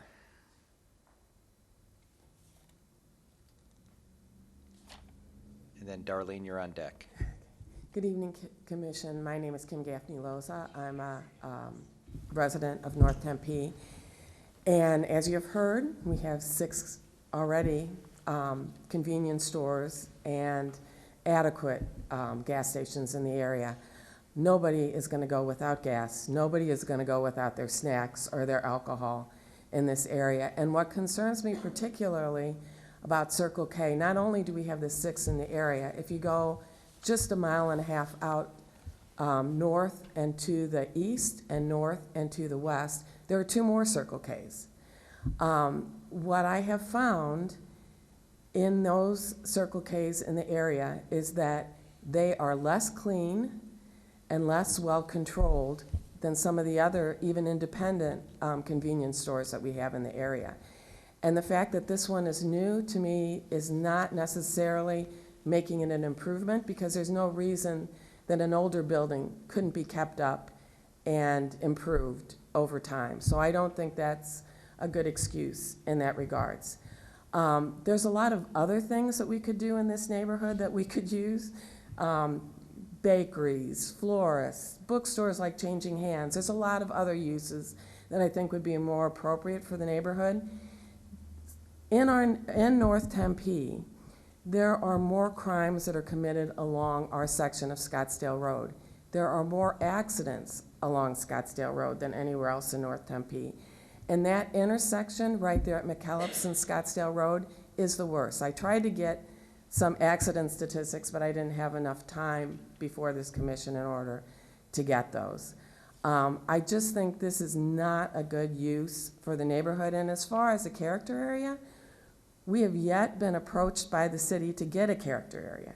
We are actually looking possibly at getting a neighborhood grant to do a master plan for Scottsdale Road, because this is our northernmost entrance to the city.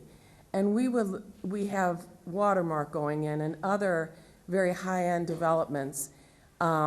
So we would like to get something in there that would improve the neighborhood as a whole and give a better look going into the city of Tempe, other than as a stop off the highway to get your gasoline and your fast food and your snacks.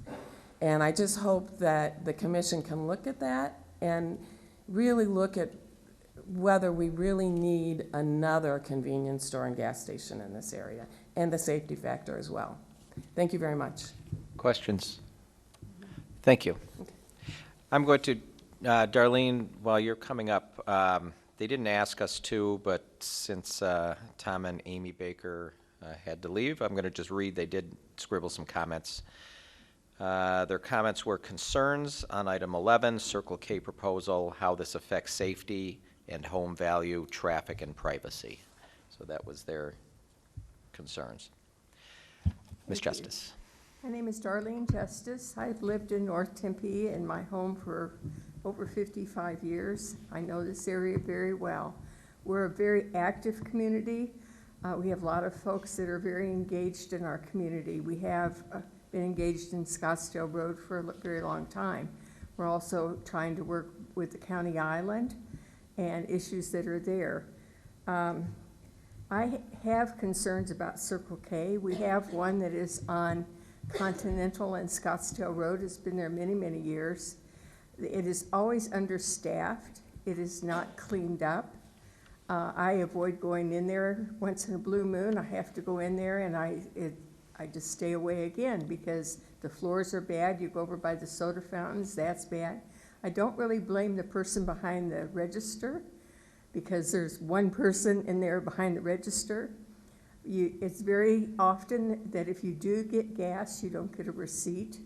We do know that Circle K had problems with skimming as other gas stations did in the valley. In 2018, 80% of the problems with skimming were at Circle K's. Now, I have seen that they have made an improvement. They cut that down. What I read is like 55%. But they had a big outbreak in Anthem with skimming again at the Circle K. If you are not stocking your pumps and keeping receipts, papers for receipts and taking care of things out there, things can happen. And it's easier for them to interfere with those pumps and put in skimming. I'm really concerned because we're talking now about 3 Circle K's within a half mile of each other. One on Continental and Scottsdale Road, this one, and another one on McKillips and Miller. So it's like and we have Circle K's down on McDowell. When I first heard this was going to go in, I thought they were maybe going to replace the one on Continental. But we've been told, oh no. Here's what can happen. Okay, they build this bigger Circle K. It's going to affect the other Circle K, certainly the one on Continental. And over time, who's going to take over that one when they decide, Circle K decides to move out? And what kind of a convenience store are we going to have? How much more of a liquor store is it going to be? There's really concerns with this. Also, they're talking about their driveway. They're very close to McKillips. They're right next to Starbucks. They're going to have right-out only turns, but you're going to have left turns into this facility off of Scottsdale Road. When they put the Quick Trip in many years ago, we wanted it because we didn't have enough. We had a couple closed down gas stations. The city didn't put in a traffic light like they asked and we asked. It took an extremely bad accident, and then we got a traffic light at Quick Trip. Plus, that helps people coming out of Hancock where they could make left turns in that. This is not a place you're gonna put another traffic light. You're almost on McKillips. And so there is a big concern with safety issues. We don't have a character area yet. We ourselves are working very hard on our community. And we know that this has been an area where they've been selling cars and that in the past, but this is gonna create more of a traffic problem, a safety problem, and a lot of neighbors have real concerns about it. We would rather have something different in that spot. And we would like to have a gathering place, restaurant, there's so many other uses. We don't want to be the king or queen of Circle K's in North Tempe. And that's, so thank you Okay. very much. And I really hope you consider this. And I will say one good thing about Circle K. I was concerned about the police and everything. They have been good to work. I've talked to our police department in the past. When there are issues, they've been good to work, and I want to give them credit for that. But we don't need another one on Scottsdale Road. Thank you. Thank you. Questions from the commission? Anyone? Thank you. Thank you for waiting us out, and thank you. Anyone else? Hi, my name is Lane Caraway, and I represent the neighborhood Cavalier Hills, which are those little yellow dot homes that are adjacent to this project. I've spoken to probably around 70 of our neighborhoods. We have 188 homes in this subdivision. It is split down the middle of whether we want this or not. The biggest reason is there's not been allowed citizens' input or any knowledge. You put a notice out right before Thanksgiving. People are gone. Then they're frustrated because how can we get anything done? There's been zero. I understand how the city ordinances work, but I think we need to reevaluate city ordinances when we have projects like this. The car dealership that's been there, I give them 10 cars a day, if that. Usually about 6 or 8 would be the max that would come into that facility. It creates almost zero noise in this community. Occasionally somebody will trip the PA system for the telephone and a PA will go off and then they go like turn it back off. You're talking from 10 people a day coming into that facility to now 100 plus, maybe 200 a day going into this Circle K. It's going to be a huge impact for that area. I would like to have met with the developer attorney, but apparently that wasn't in the cards here. But basically, my neighborhood is split 50-50. We want to see development. We've been, for some reason, the forgotten stepchild up there that nothing seems to put in or it gets run out. I don't understand why. As far as Circle Ks go, I'll tell you, I don't do a Circle K. They're filthy, they're disgusting. The one on Miller and McKellips right there. It's been almost a year that the canopy by the gas pumps were damaged and you still haven't fixed that. I just don't see this happening, that we're going to put a new building in and all of a sudden they're going to maintain it when the character with Circle K's is they don't really do anything. And we have a huge homeless problem, probably the worst in Tempe. Why? We have parks. It's been allowed for, I've lived in that area for 28 years and we have had homeless for 28 years in those parks. And every day there is, you can go to Quick Trip, Valero, Shell gas station, you got homeless there every day. You got them shooting up, you're doing drug deals. Laundering, you go to Quick Trip, I get harassed for money every time. It's getting to the point where I don't even want to go get gas in North Tempe. And a lot of my citizens feel that way in my community. And something needs to happen. This is not about Circle K fixing our homeless issue, because they're not responsible for that. This is something the city of Tempe needs to figure out and do something as soon as possible. Yes, there's a lot of traffic there, but I would like to see something, some type of development. If it is the Circle K, so be it. But we want to make sure that they're held accountable for our community and to take care of the property. And when they have people that are loitering, usually Shell and Quick Trip, I just work here. And you're like, okay, but aren't you supposed to run these people out, do something so that they're not badgering us while we're trying to get gas and so forth, okay? But that's it. My community, which is Cavalier Hills, we're about 50-50 split on this. And I would like to see some type of development there and hope that we can do something. Thank you. Thank you. Questions from the commission? Thank you very much. Anyone else? Anybody else? No? I'll ask the applicant to come back and address some of the concerns. Thank you, Mr. Chair. I guess first, in terms of crime and maybe some of these homeless issues, trespassing issues, there's kind of this whole ball of things we're talking about here. I think the gentleman pointed it out very accurately that, you know, we don't, as a business, whether it's, you know, QT, Circle K, Shell, whatever, we're not the attractive nuisance here. It is a larger societal problem that happens not only in Tempe, but other areas of town as well. As staff pointed out, and we've heard this from police departments, private security consultants, others that deal with this, that a business that is staffed, well lit, occupied on a 24/7 basis really is a crime deterrent compared to even a business like a car lot where it's maybe open from 8 a.m. to 8 p.m. and then closed after hours. Even with lighting, there's nobody there to monitor it. With the store we're proposing, it is obviously staffed, usually 3 to 4 employees. Throughout the day, there is a turnover of customers. There is lighting, there is activity, and candidly, we do get a lot of police stopping in, not only our stores, but other convenience stores. They stop in to get a cup of coffee, use the restroom, whatever the case may be. That presence, that activity on a site really is a crime deterrent, not only for the property, but for the general vicinity.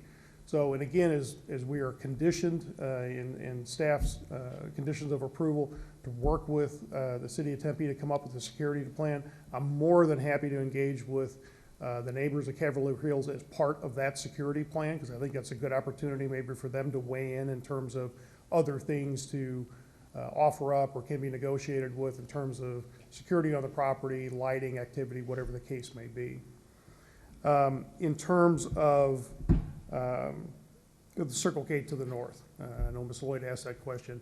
That's a unique situation in that asset is owned as a pool of assets by not Circle K Corporation, which is developing this property, but a different investment pool. And so while Circle K's preference would be not to have that, that store is under a lease right now that we simply don't have the ability to terminate and walk away from at this point in time. The long-term plan is with the new facility here would be a replacement to that at some point when that lease can be terminated, and then obviously the property is dealt with you know, for future development. We don't normally control that future development. One of the citizens I know pointed out, perhaps it's a liquor store, it's other things. Obviously, as you know, those type of developments would come back before you and through staff for either public comment or certainly staff review if that property would get redeveloped. Somebody brought up the topic of skimming, horrendous problem. We all say technology is a wonderful thing. Well, not necessarily all the time. There was an article about a year ago, November of 18, that mentioned Circle K having a major skimming problem and something later in the summer about the Anthem store. Since that point in time, Circle K has taken a very active and aggressive approach with this. We are about 99% now replaced with a new type of card reader. They're called EMV. They're Eurocard, MasterCard, Visa card readers. And essentially what it is, if someone tries to tamper with that in any way, they essentially just shut down. The electronics disengage, they can't be used. There was an article, about 6 weeks ago in one of the North Phoenix papers that talked about this, where we had Weights and Measures involved.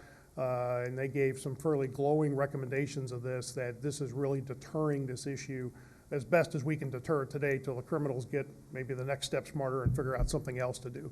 But right now, the Circle K stores are about 99% compliant in that regard. And talking with their in-house security staff, they have not had a skimming issue in several months now. So hopefully we're at least addressing that issue as it comes up. In terms of use or need and the development criteria here, I mean, again, the request before you is the use permit and the development review. We believe what we're bringing forward is a valuable project for the area for Scottsdale Road. As I mentioned, and as you all know, this area has been growing, continues to grow, both with residential population, with business population, which drives cars and traffic and business activity. A new facility like this, we're investing millions and millions of dollars in this. We believe in it. We've worked very closely with staff to come up with what we think will be a great asset, not only to the property, but the area, improve the streetscape along Scottsdale Road.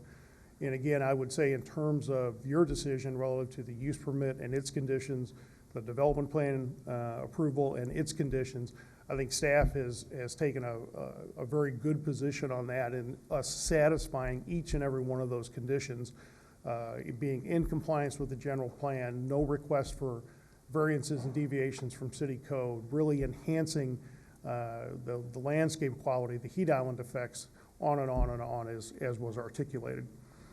So again, with that, I would be glad to answer any of your questions. I would ask for your approval of this as an enhancement to this area and certainly a benefit to redeveloping this property. Questions? Mr. Brown? I think we can all agree that the homeless issue is bigger than you're responsible for, but I know you're working on that as best you can. We probably don't care about the skimmers until we get skimmed. But I want to know, these other Circle Ks that are in disrepair, you said they're owned by a different investment pool. Does Circle K Corporation receive income from these Circle Ks? At least the one to the north. I don't know about the other two that were I mentioned. can't imagine that they have your name on them without you receiving some income. Well, I'm quite sure the one to the north, there's some through the Right. lease process or something, there is income. And So do you have standards for behavior and for cleanliness and so forth? They do. Okay, so why should we approve this project, which looks pretty nice, if we think it's going to become a problem? Well, I mean, again, I have not been by the store to the north here in a couple of weeks. I can tell you, at least from a crime standpoint, looking at, their reports internally, that store has a very low level of crime that I was provided from there. I can't tell you specifically what in terms of whether the floor was dirty or the bathrooms are dirty. Well, we know you're motivated to prevent crime. We're all working on that. Okay, that's probably not really an issue here either. I just want to hear you say that you're going to keep this place clean. I can tell you the new stores, the answer to your question is yes. Okay. And I have Ryan, who is with Circle K. He's a real estate manager responsible for the property. He's here listening to your comments. They have made a strong commitment on all these new stores to make that effort and maintain a quality business. We've heard several neighbors say they don't buy fuel at Circle K because of the filthy floors and so forth. I would think that would be motivation. It absolutely should be. Okay. Other questions, Commissioner? Commissioner Lloyd? Can you talk a little bit about the outdoor seating area? I guess that's called the employee break area. Because I just feel like that's probably a promoter of loitering. And I'm just curious, the motivation behind having to have that on site and what type of monitoring will be in place. Because I just looking at other areas where homeless gathering occurs, that would be a pretty prime spot. Let's see if we can get technology working here. Almost there. That'll work. So the motivation behind it is, again, the newer stores, the new Circle K stores, frankly, even the new QT stores, other stores around the valley. The primary focus in the convenience store industry now has been, and has been for a number of years, continues to be food service and sort of readily consumable products. It's transitioned from the old days to what it is today. And so coupled with that food service, having both some internal seating in the store where someone can sit down and get a cup of coffee, have a sandwich, we're also offering external seating. To your question as to security in the new stores, and I think staff alluded to it, these stores typically have 14 to 16 security cameras, internal and external, so there would be a security camera monitoring that area as well as the back of the store. We do have some low-level lighting over there. In stores where we have had outside seating and it becomes an issue with transient vagrancy hangout, we do wind up posting the area, so sort of after hours, no use of the area, which would then trigger a trespass complaint. So again, We'll see how this goes. We've had great success with this in other stores, particularly in areas like this where you have a very high business population, daytime workforce, traveling people commuting. They want to stop here and get a sandwich, and again, this time of year, sit outside instead of sitting in their car and eating or trying to eat where they're driving. And so that's really the focus of the offer. Anything else? Thank you very much. Thank you. Commission, I would entertain motions or further discussion.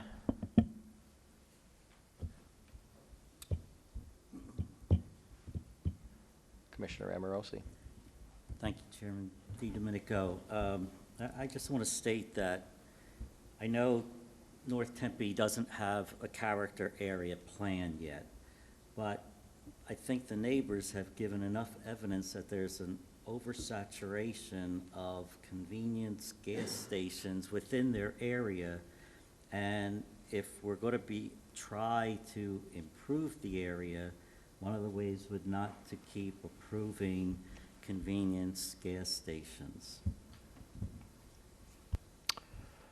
Other comments? Commissioner Lloyd. So this is where I struggle on this because I'm in that same camp in terms of there's probably a better use for the gateway to Tempe, but I feel like they've put forth a good design. I mean, the Circle K looks nice. They've laid it out well. They've put thought into it. So that's where my struggle lies, is we're here to approve the site plan, the design, and the variance for the fuel pumps. So I'm still a little on the fence on where we go from here. Other comments? Motions? We all want to stay here tonight? Mr. Chairman? Commissioner Casano. I make a motion for, for approval of PL 190263. We have a motion. Do we have a second? Second. It's been moved and seconded by Commissioner Sumners. All right, additional discussion. I'll start it off. Commissioner Lloyd said it pretty eloquently. That's kind of where I'm sitting. On the face of it, the use permit on this site for fuel pumps falls right in line with the zoning and other facilities with fuel pumps up and down the street. And, you know, North Tempe, South Tempe gas stations, you know, we tend to approve them. It's not our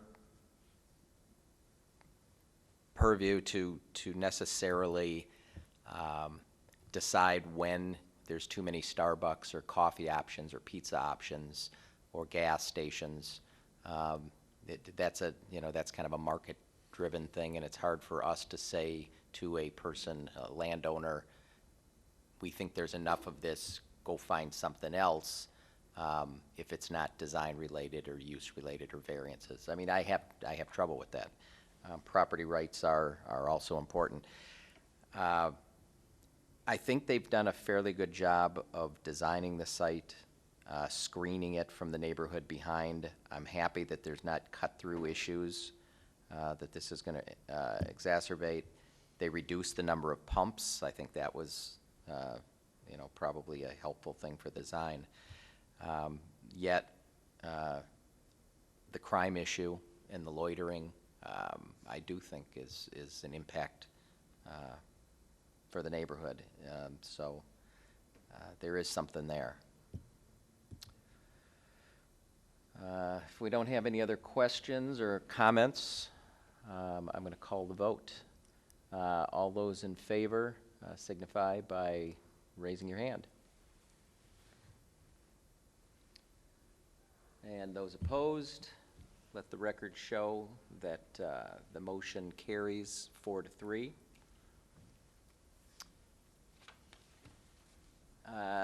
I'll pass on this bit of information because it's been 5 hours or so since I read in the preamble that those of you who feel that you are in disagreement with the decision of the commission can appeal this, and you have 14 days from today to make that appeal. The next step then would be a hearing before the city council. Next on our agenda is. Yes, yeah, we'll take a. Yeah. Tell some stories, some jokes. Tacos, yeah. Pace yourself, I don't know if there's enough room for everybody all at once. I guess I'm safe. Yeah.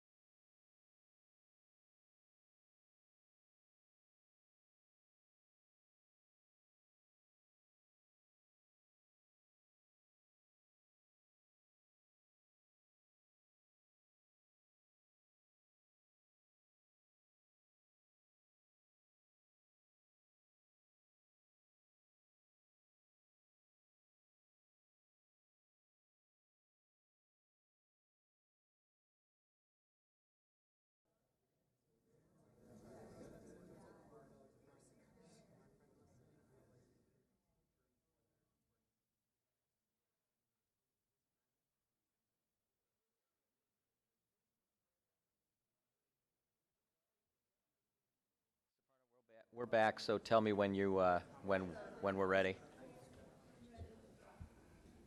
Are they filming Dead Space, or did they take a? All right. All right, we're going to go back on the record, everyone. Thank you very much. We are, I'm going to use my new big word for the day. We're down to our penultimate case of the evening. This is, where are we? Item number 12. This is a request for use permit to allow a drive-through in CSS zoning district and a DPR, development plan review, for a Del Taco. No. No, not an In-N-Out. Ms. Sender, tell us what we have.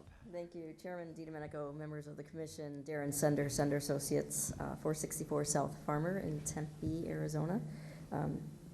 I think this is the smallest little project you've probably seen in a while. That's an actual new build.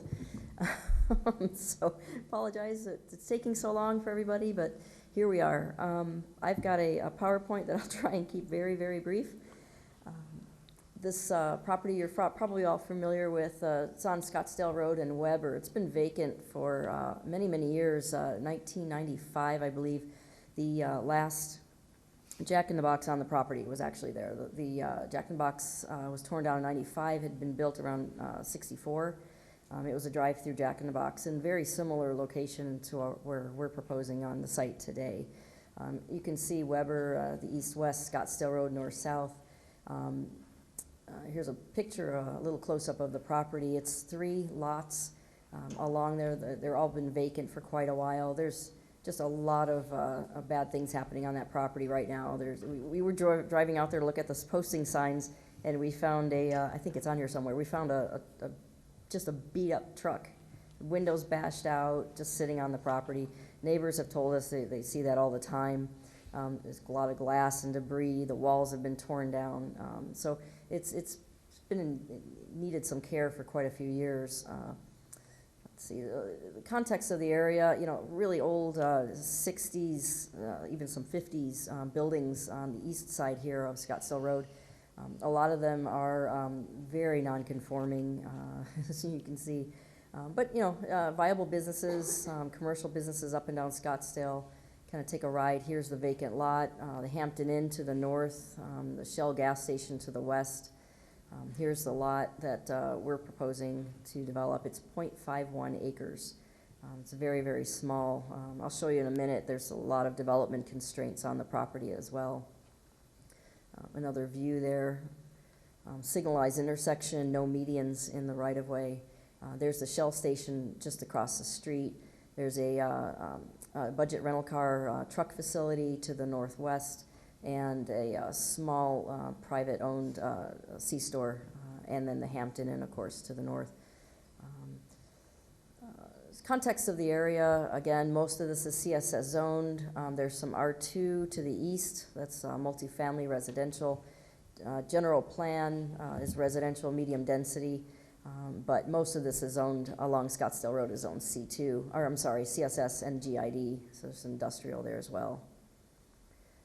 You can see in the red, that's all of the kind of commercial uses that are up and down Scottsdale Road.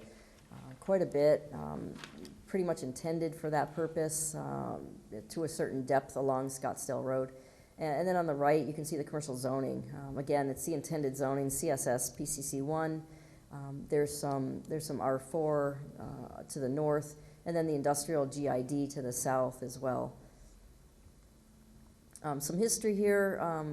The property was platted in 1947. It's a very large area that included residential homes and then a strip of about, 12 or so commercial lots along Scottsdale Road from Weber down south. And this is one of them. You can see in the aerial 1967, there was a Jack in the Box on the northern portion of the property. That was a drive-through right here, property wrapped around this area. Access here, which is pretty much exactly the site layout we have today. 78, you can see a little bit better. Aerial, you can see we have all of this currently for the property. And in 1978, the Jack in the Box was right here. Again, access, drive-through, refuse container. So very, very, very similar site layout. The Jack in the Box was demolished in 1995, and I had the privilege of going to this Jack in the Box many times before that. So unfortunately, it moved down the street. We've been working on this for 2.5 years. Very, very small site. It has a lot of challenges, which I'll show you in a minute. We have a great, great team. We've got EPS, we've got ART Architects. They did an amazing job making all of this work and meeting all the requirements for the city. Refuse, fire, access, all of the site layouts, the driveway requirements, parking requirements, with the exception of 2 spaces. So we did receive a variance from the Board of Adjustment a few weeks ago, variance for 2 parking spaces. And that was, on this site, that was all we needed. We met every other requirement in the city code. So we went through 5 site plan reviews, and part of that had to do with there was a property to the east. This property, just to the east, this lot right here, the person bought that 2005 or so, and demolished the house, and then was trying to sell that to us to give us more land, basically, for the project. And we were going to, I guess the site plan at that time, or the idea at that time, was to park on that. But the deal fell through. It was too much, wanted too much money, basically, wanted no time. Just didn't work out. We realized we didn't need that property anyway. It's also, it just didn't work out. So we ended up moving forward with a site plan on the properties we do have the control over. And ultimately, with Diana's help and staff's, fire and refuse, everybody came together. We did a lot of work on this. Everything fell together. This site plan works really, really well. And honestly, it's the only site plan that works on this property. It took a few going back and forth with Del Taco, but it works very, very well. And again, we received our variance from the Board of Adjustment a couple of weeks ago. And that's what this says. We originally had a variance from 27 to 24, but then we realized the actual parking requirement was 26. And we were about 50 square feet or so, or 10 square feet away from actually having only 25 parking spots required. That's how small the building is. It's 1,900 square feet, very, very small. And it's like 1903. If it was just a little bit less than that, we would have only needed 25, which would have been 1 parking space. So we did receive the variance to 24 parking spaces, which is much more than adequate for a 1,900 square foot building that does have a drive-through. So that's what we're here for today. We're here to talk about use permit for the drive-through, and then obviously the DPR. Some of the challenges on this site design, the reason why it took so long really is, first of all, it's a half an acre. It's a very, very small property. Here's kind of the site layout that we have today on it. And it's very small, and it's also narrow. It's skinny, 108 feet or so wide, I think, maybe a little bit more than that. Very long and skinny property. We also have a requirement for a 2-foot alley dedication right here. Interestingly enough, there's an alley that goes through the neighborhood this way, an alley that goes, oops, I'm sorry. Sorry about that. So the alley goes down this way. And then refuse had been coming up collecting all the commercial properties' refuse, because they actually collect off the alleyway. They had been collecting their refuse here and then coming through the property because this wall had fallen down over the years. So intervening years, bigger trucks. They still have to collect the commercial properties' refuse in that alley, but the trucks have gotten bigger. They couldn't make that turn because we have to put a wall there. So the trucks could not get through there. They went out and asked us for 4 feet of dedication, and then they went and actually drove it and checked how much they needed, and they said, you know what, we really only need 2 feet. But we have a 2-foot dedication, which scrunched our site down even further. So that definitely took a lot of our property. There's also a deed restriction on the north third of the property. This is part of that subdivision, it only allows residential on that property. So we couldn't put the building there. We can put the parking there, we can put the refuse there, we can't put the building there. So that kind of started pushing the building to other places. We looked at putting it on the south side. There's a PUE there, so we can't put it on that portion of it. That really, putting a building down there, it didn't work out at all. We just simply couldn't do it. Then we had a small discrepancy with the plat. Our surveyor went out there, surveyed it, and he came up with a different number. It seemed to make the property another 1.5 feet smaller. So now we're getting smaller and smaller every time we turn around. And then the city requested an easement for a new bus shelter. So now we couldn't push the building over to the property line like CSS allows. CSS allows a 0-foot property setback. And with drive-throughs, the city prefers the building to be pushed up to the street corner with a 0-foot setback.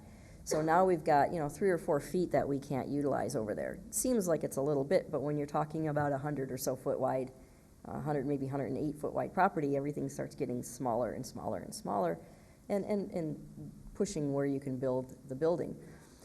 The one thing that really impacted this site is something that happened over time.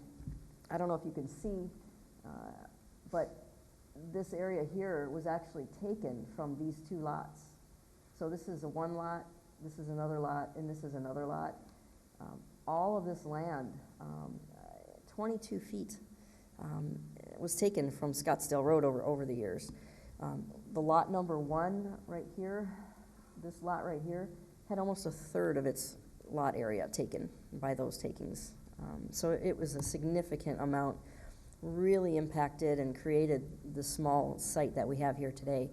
Ultimately, that little lot 1, I mean, you couldn't build anything on it. It's unbuildable by itself. So taking into account these 3 lots, I think our team did an amazing job of creating a site layout that fits and works. So the DPR request, this is the design of the building. We've worked really hard with Diana to come up with upgraded materials, things that Del Taco typically doesn't use. They've upgraded some of the materials on the building, created a seating area and a patio area, public access. You can see here on the site plan, we've got a patio out here, and actually we just updated this to add more tables right in here. So we've got the ability to add a few more seats. And Diana, I haven't gotten that to you yet, but I have it. The access off, here's Weber, here's Scottsdale. Again, no medians here, full turning movements here and here. Drive aisle throughout the site, parking along the exterior and the interior of this drive aisle, and a separated queuing lane that stacks 8 cars, which is much more than necessary for a 1,900 square foot building. We've got pedestrian access, and Diana had also asked us to put a sidewalk into here, so we've got full pedestrian access onto the site from here. The bus bay will be about right here, and we have an access point to the building here at the northwest corner as well. So we've got quite a bit of good pedestrian access, and as well as very free-flowing vehicular access as well. Landscape plan is very generous. One of the things that we have to do for a drive-through is have a 20-foot setback from the queuing lane. So even though the building can be at 0-foot setback, the queuing lane and all the parking can't be. So we ended up landscaping all of it. We've got a 27% landscape coverage on this site. It's 15% is required. We've got almost 1/3 of the site landscaped. So it really gave us a great opportunity to do some nice things here. We've got a landscape buffer here, a 6-foot landscape buffer here, fully landscaped with trees. And we actually added in these 2 trees here to create another landscape buffer up here. It's not required because actually the ordinance only requires the buffer when there's a developed single-family home on the lot, and this is multifamily and it's vacant.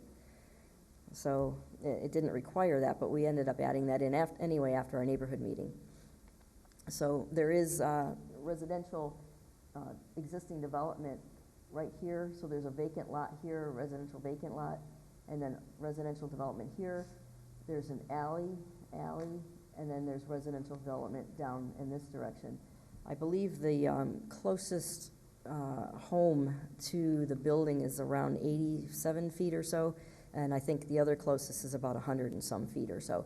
And that's after an 8-foot block wall and landscaping and all these other buffers on the site. Let's see here.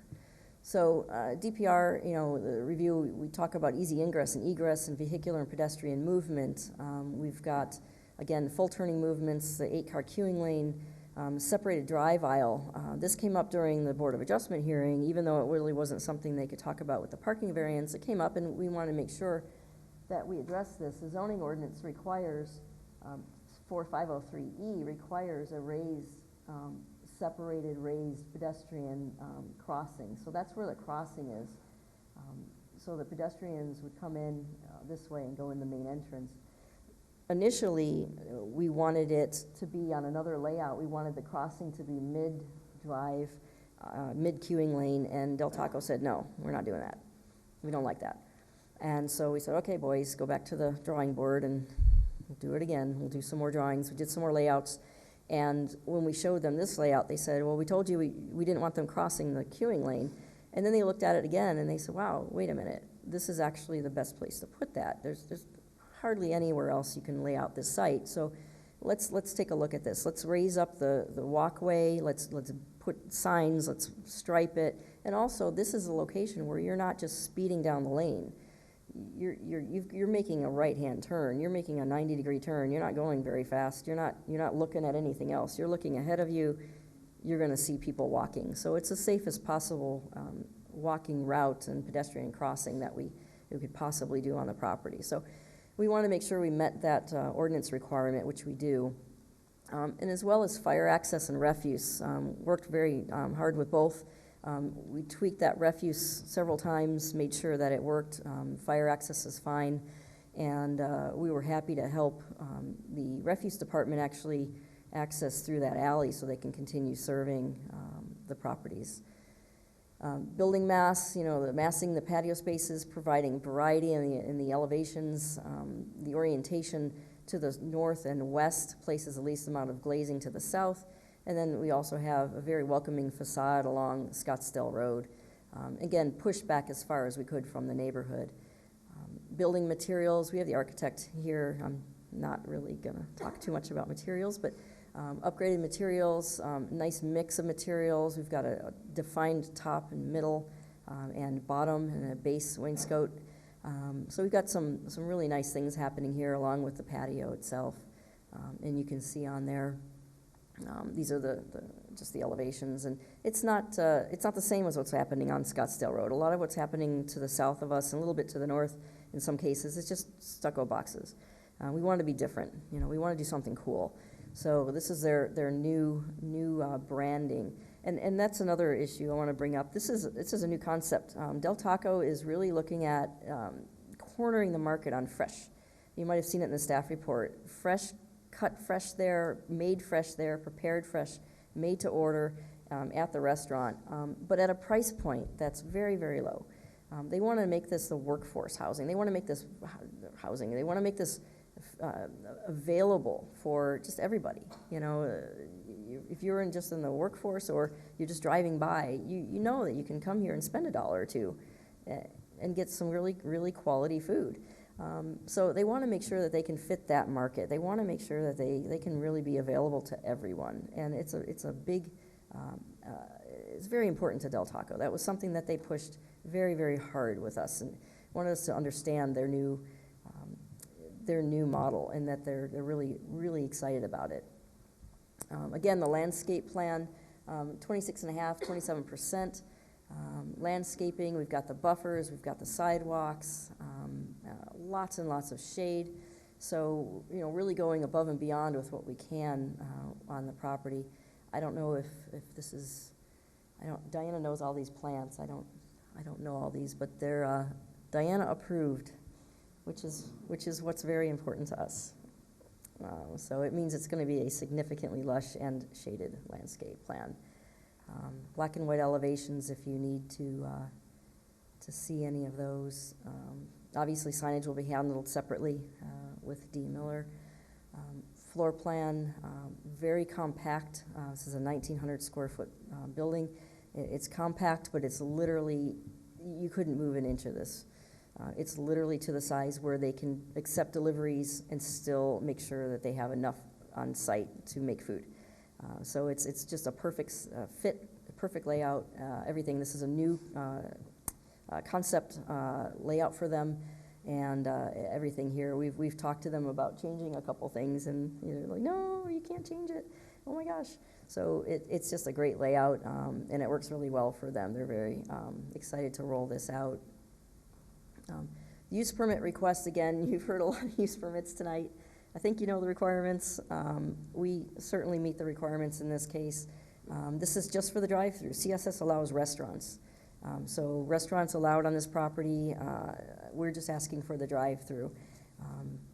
We meet all of the requirements for the drive-through facilities, our special standards, section 3408. And again, we've got the 20-foot landscape buffer. We've got the screen wall. We have the pedestrian pathway with the traffic calming device that I just mentioned in compliance with section 4503. And then we've got the separation, a 6 feet pathway crossing of visibility. So we meet all of the special standards, but we also meet the standard requirements for the use permit. Again, what we've heard at the neighborhood meeting, we did have a neighborhood meeting for the variance. I reached out to Darlene, I reached out to Lane. They both attended the neighborhood meeting along with the neighbor next door and a couple people from down the street as well. We heard from 2 or 3 neighbors down the street. One was a commercial business, very supportive of having this option there. And I won't speak for them, but I believe Darlene and Lane are supportive of the project, and as well as the Hampton, owners of the Hampton. They're very excited to see this vacant corner developed. So from that neighborhood meeting, we also heard about the trees and the buffer along the east side. They wanted those trees added, so we went ahead and added those trees, even though it wasn't required in the ordinance. But, we wanted to make sure we had the room to do that, and we did. And also the hours of operation. Initially, it was a 6 to 11 weeknight and a 24-hour Friday, Saturday night. And the neighbors said, geez, we really don't want the 24 hours. There's a bunch of 24-hour businesses down the street. There's quite a few up and down this Scottsdale Road corridor. And we said, that's fine. Let's do 6 to 2 a.m. So staff is recommending 6 to 2 a.m. on Friday, Saturday nights. Again, it's a healthy, inexpensive food, fresh with value, convenience of a drive-through. It's a 50-year business. This has been around for a long time. Second leading brand in the Mexican quick service restaurant, 580 locations. So they're doing something right, and they're actually trying to tweak it to do it better. So you've seen all this, I think. I think I've already mentioned this. Use permit criteria. Significant increase in vehicular pedestrian traffic. It's a vacant lot. It's going to increase it some. You've heard already, Scottsdale Road, the capacity is around 35,000 cars. That's what it's built for. I think at the last traffic numbers that I saw that Tempe took for this corridor were about 20, so it's a good 10 to 15 or so thousand under capacity right now. There's quite a few breaks in traffic from the lights. When we did the Hampton Inn, a few years ago, we looked at those breaks because we wanted to make sure that the traffic could get in and out of the Hampton quite easily without any worries, and it was quite acceptable. We also we didn't do the bikini beans, but we did a use permit on that property at one point, and found the same thing several years later, that there's adequate breaks in the traffic without the medians. There's a full turning movement on Scottsdale Road that's fully adequate. It's a major arterial street. Again, you've heard it tonight, drive-throughs pick up 50 or more % of their traffic from the pass-through. Our case is a little different. We're not at 5,900, we're well below that. I think we did a quick ITE number, and I think it was like, let me see what I wrote down, 83 morning trips and 67 afternoon trips, and that's peak hour. So as you know, it's in and out, so the number is actually like 41 and 33.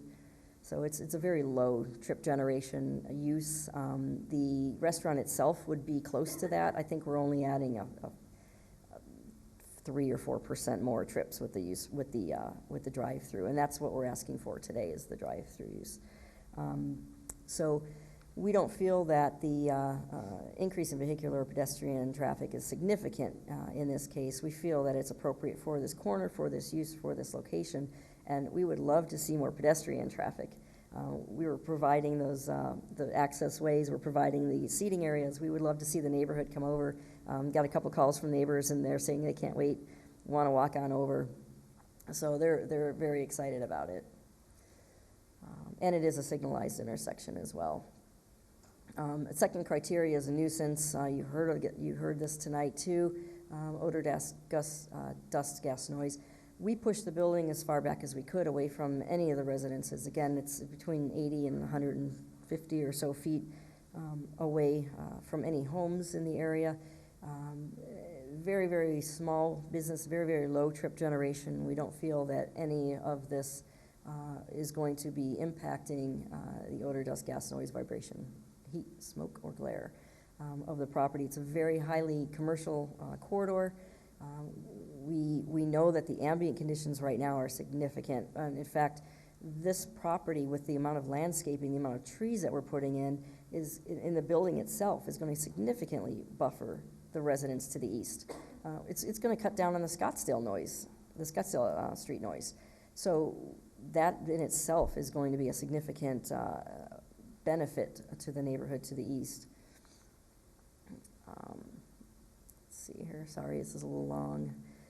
Again, deterioration in the neighborhood, again, we're hearing that there's dumping on that property all the time. This is the truck that I saw. I sent this over to my client and said, hey, call somebody, I get this truck off there. All the windows were bashed in, tires were cut.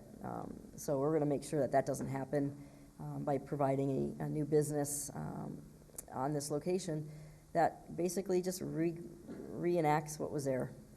This was a drive-through Jack in the Box for many, many years, and we're hoping to see it as a drive-through Del Taco now. Again, so it will not contribute to deterioration. In fact, we think it's going to really help this neighborhood and basically a vacant lot, make it look much, much better. And it's highly compatible with the surrounding. Again, commercial uses up and down the street, several drive-throughs in the area, but not overly dense. There's quite a few in this area, but it's a nice mix up and down the property. I don't know if you can see the little black stars kind of in the middle there. So, and one of those is a gas station too. Let's see here. I won't go through all of them, but there's Jack in the Box, Bikini Beans, Carl's Jr., Dunkin' Donuts, Starbucks, all the way up to McKellips and all the way down to Curry. So there's a few, but they're spread out pretty well. So the site's highly compatible with the surroundings. And adequate control of disruptive behavior, absolutely. Del Taco having something on this property, having people there, having people watching the property, eyes on the site, will make sure that this site is safer than it is today for sure. So that will be something that they will take very seriously. So I ran through that really quickly. I apologize, but we appreciate your time. We've got some experts here if you have any questions. And I know, Tom, you probably have 4 pages of materials and design things. You want us to do those now or wait? I have no issues right now. Nothing. All right. Other questions? Thank you. Diana, do you have anything you'd like to add?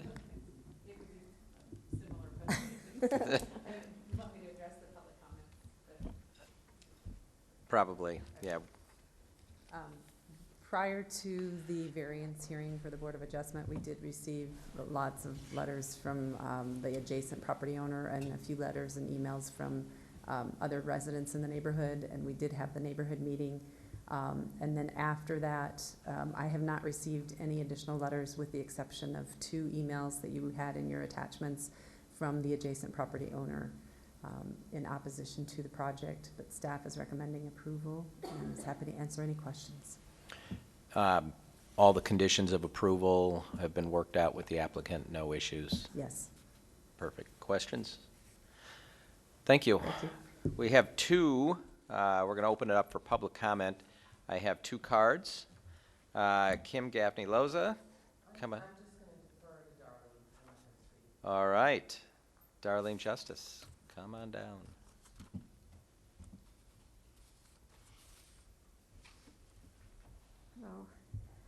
Yes, we want to support this project and that. Just have a couple concerns. One of them is they have the outdoor dining area and they're not 24-hour. It'd be really good if they have a security camera faced at that area, because that way they can tell if there's problems in the evening. Like we say, there's homeless issues and others. So that would be a big help.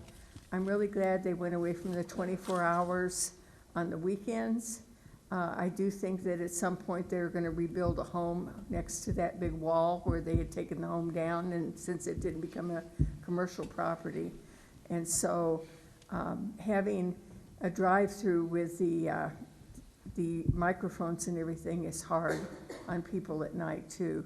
So I had hoped that it would be 1 o'clock. If 2 o'clock, it's got to be that. But I know that they mentioned there's 24-hour businesses around.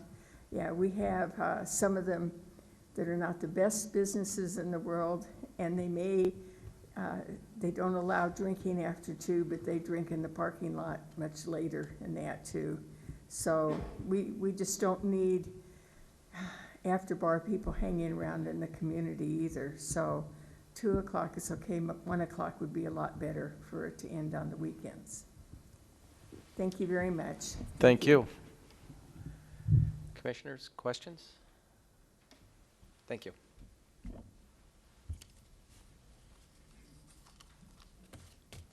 Mr. Caraway. Hi, Lane Caraway, 1422 North Sunset Drive. After the neighborhood meeting, I went back to my community and we had 0 people complaining about this. We desperately need something that our neighbors can walk to. When I have guests that overrun in my house, they go to the Hampton Inn. There's nothing really there. I don't know what they call it, snatch and go, or the little thing next door is Botulism City. So this is great for us to actually have something. They have been very good working with our community, and we look forward to it. And as far as, you know, the hours, I would prefer to have 24 hours, and that's what most of my neighbors do, because when they get an urge to eat, there's nothing there. I mean, you have to go on the other side of 202 or go to South Scottsdale. So thank you, and I'm ready to go home. Thank you. Any other comments from the public? Seeing none, we'll close the public comment section, and I will entertain motions or discussion. Mr. Chairman, I'd make a motion to approve Del Taco PL 190276. Do we have a second? Second. All right, it's been moved by Commissioner Amorosi and seconded by Commissioner Johnson. Any discussions? Seeing none, I'll call the question. All those in favor signify by raising your hand. And the motion passes unanimously. That brings us to item number 14 on the agenda, a request for a code text amendment for medical marijuana, PL 190280. And call the applicant up. Harvest of Tempe. Are you Harvest? There. I am Harvest. I'm Lauren Niehaus, Government Relations with Harvest. I want to start with like an hour of a long storied history of the cannabis plant, if everybody's up for that. Yeah, I can't bring samples. It's against the regulations. I will very much make this quick. So we are coming to ask for a text amendment for the hours of operation in the city of Tempe. Currently, the state of Arizona, DHS, has allowed hours of operation to go until 10 p.m. at Tempe. We are still, the city ordinance is 8 o'clock p.m. So what we're ultimately seeking is to get in line with the state operating hours in the different cities in which we do operate. So I just tossed a couple of pictures up there for you guys. I don't know if anybody has visited or is a patient or has any interest in ever coming to a dispensary. please do reach out, because we love talking to regulators and getting you guys in there, because they're kind of pretty. They're not as scary and seedy as most people have this idea in their heads about. But this is our Harvest of Tempe location. Where's that located? This is on 710 West Elliott. It's in a little shopping center right in there. I've seen it, but it's very nondescript. People Yes. don't even know it's there. No, precisely. Yeah. That is the intention, to make it a very, in line with all of the other retail stores in that area. So as I said, proposed changes, amending the existing hours. This text amendment would obviously affect all of the dispensaries that are in the city of Tempe, not just the Harvest dispensary, but obviously we are interested in extending those hours, so fully support our neighbor dispensaries throughout the city having that same hour extension. Of course, the very obvious, I'll go on the next slide about surrounding cities, but if you have dispensaries in other cities or other cities who have extended their hours to be in line with state law, you've got folks who are visiting those cities instead of shopping here in Tempe, which is of course a loss of tax revenue to the city of Tempe. We also have, the small concern of people rushing home from work or getting out of a meeting 2 minutes too late of our new proposed hours, but trying to get to the store right before it closes if they work non-traditional hours. That 10 o'clock extension will help alleviate some of that rushing for folks who don't work a traditional 9 to 5. As I mentioned, surrounding cities to consider, you got Phoenix, Chandler, and Glendale all at 10 p.m. closings, and Mesa's currently at 9. We Harvest are already working with this, beginning to work with the city of Scottsdale on an hour's extension there. So that would also bring them to 10 o'clock. So you have lots of your neighbors whereby Tempe residents can pop over and give somebody else revenue if their store here isn't open. Very briefly, we have, if anybody was a part of any of the cannabis application processes throughout the years, this is a very regulated environment. We're not talking about a liquor store or even a convenience store. The state regulations mandate what we need to have in terms of security, personnel on site, lighting, and collaboration with local law enforcement, all things that this store has been operating brilliantly in all of those areas. I did want to point this out just because Tempe PD actually did this study a few years ago. Because of those things that I just mentioned, we find that the crime surrounding dispensaries is actually significantly lower than that you find in other retail operations that have later hours, like a convenience store or a pharmacy or a liquor store. We have more security, and there's a big barrier to entry in terms of being able to come in the store. The product's not all just out on the shelf for you to pick and take and pocket. It's a very regulated environment. So in considering the increase in hours, I wanted to point out that Tempe Police and staff had earlier pointed out that they don't foresee any issues with increasing the hours by 2 hours, and their report here further supports that. So that's all. Do you guys have any questions for me? Yes. Perfect. Commissioner Brown. Please have a question for me, Ms. Brown. I drive by this, I live down that way, so I drive by from time to time. 2 doors away, there's a vape shop. Mhm. Who owns that? I do, not us, but I can find out. You do not own that? No, that's not a Harvest shop. Okay, that's what I wanted to hear. Oh, okay. That all? That's it? Okay. Other questions? None. All right, we're going to hear from staff. Saparna, is there anything you'd like to add to? You moved, Richard Post. Chairman, We don't get a chance to hear you present all that often, so this is. I know, and I can tell you this is one of probably the easiest text amendment I had to process. All right. Very little.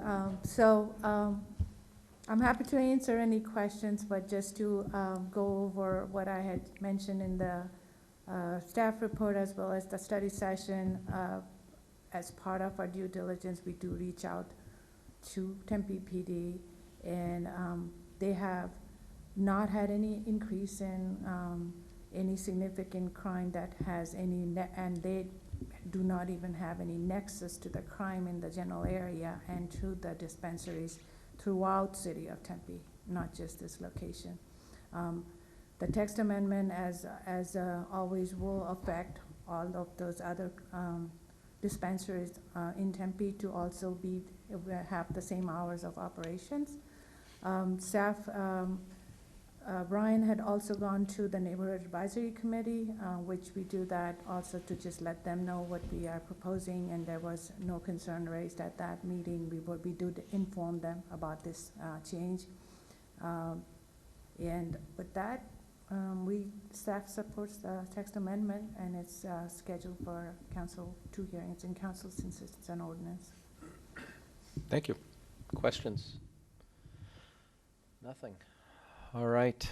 I'm going to, we don't have any cards here. Do we have anyone from the public who wishes to be heard on this matter? I just see no. I hear. This is a shocking moment in cannabis, that there's no vote. Wait. I know more of these text amendments. I have a cannabis question for staff on new business after this, so I just don't want to confuse this case. All right, well, thank you. We'll close public comment and open it up for motions. Commissioner Amorosi. Thank you, Chairman DiDomenico.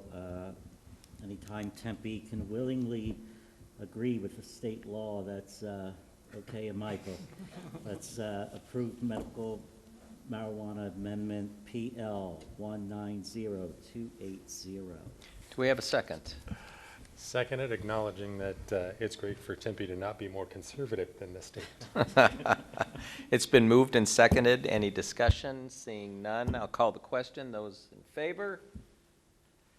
And the motion passes unanimously. Couple of things. Thank you very much. Yeah, thank you for waiting it out. The luck of the draw being 14, I guess.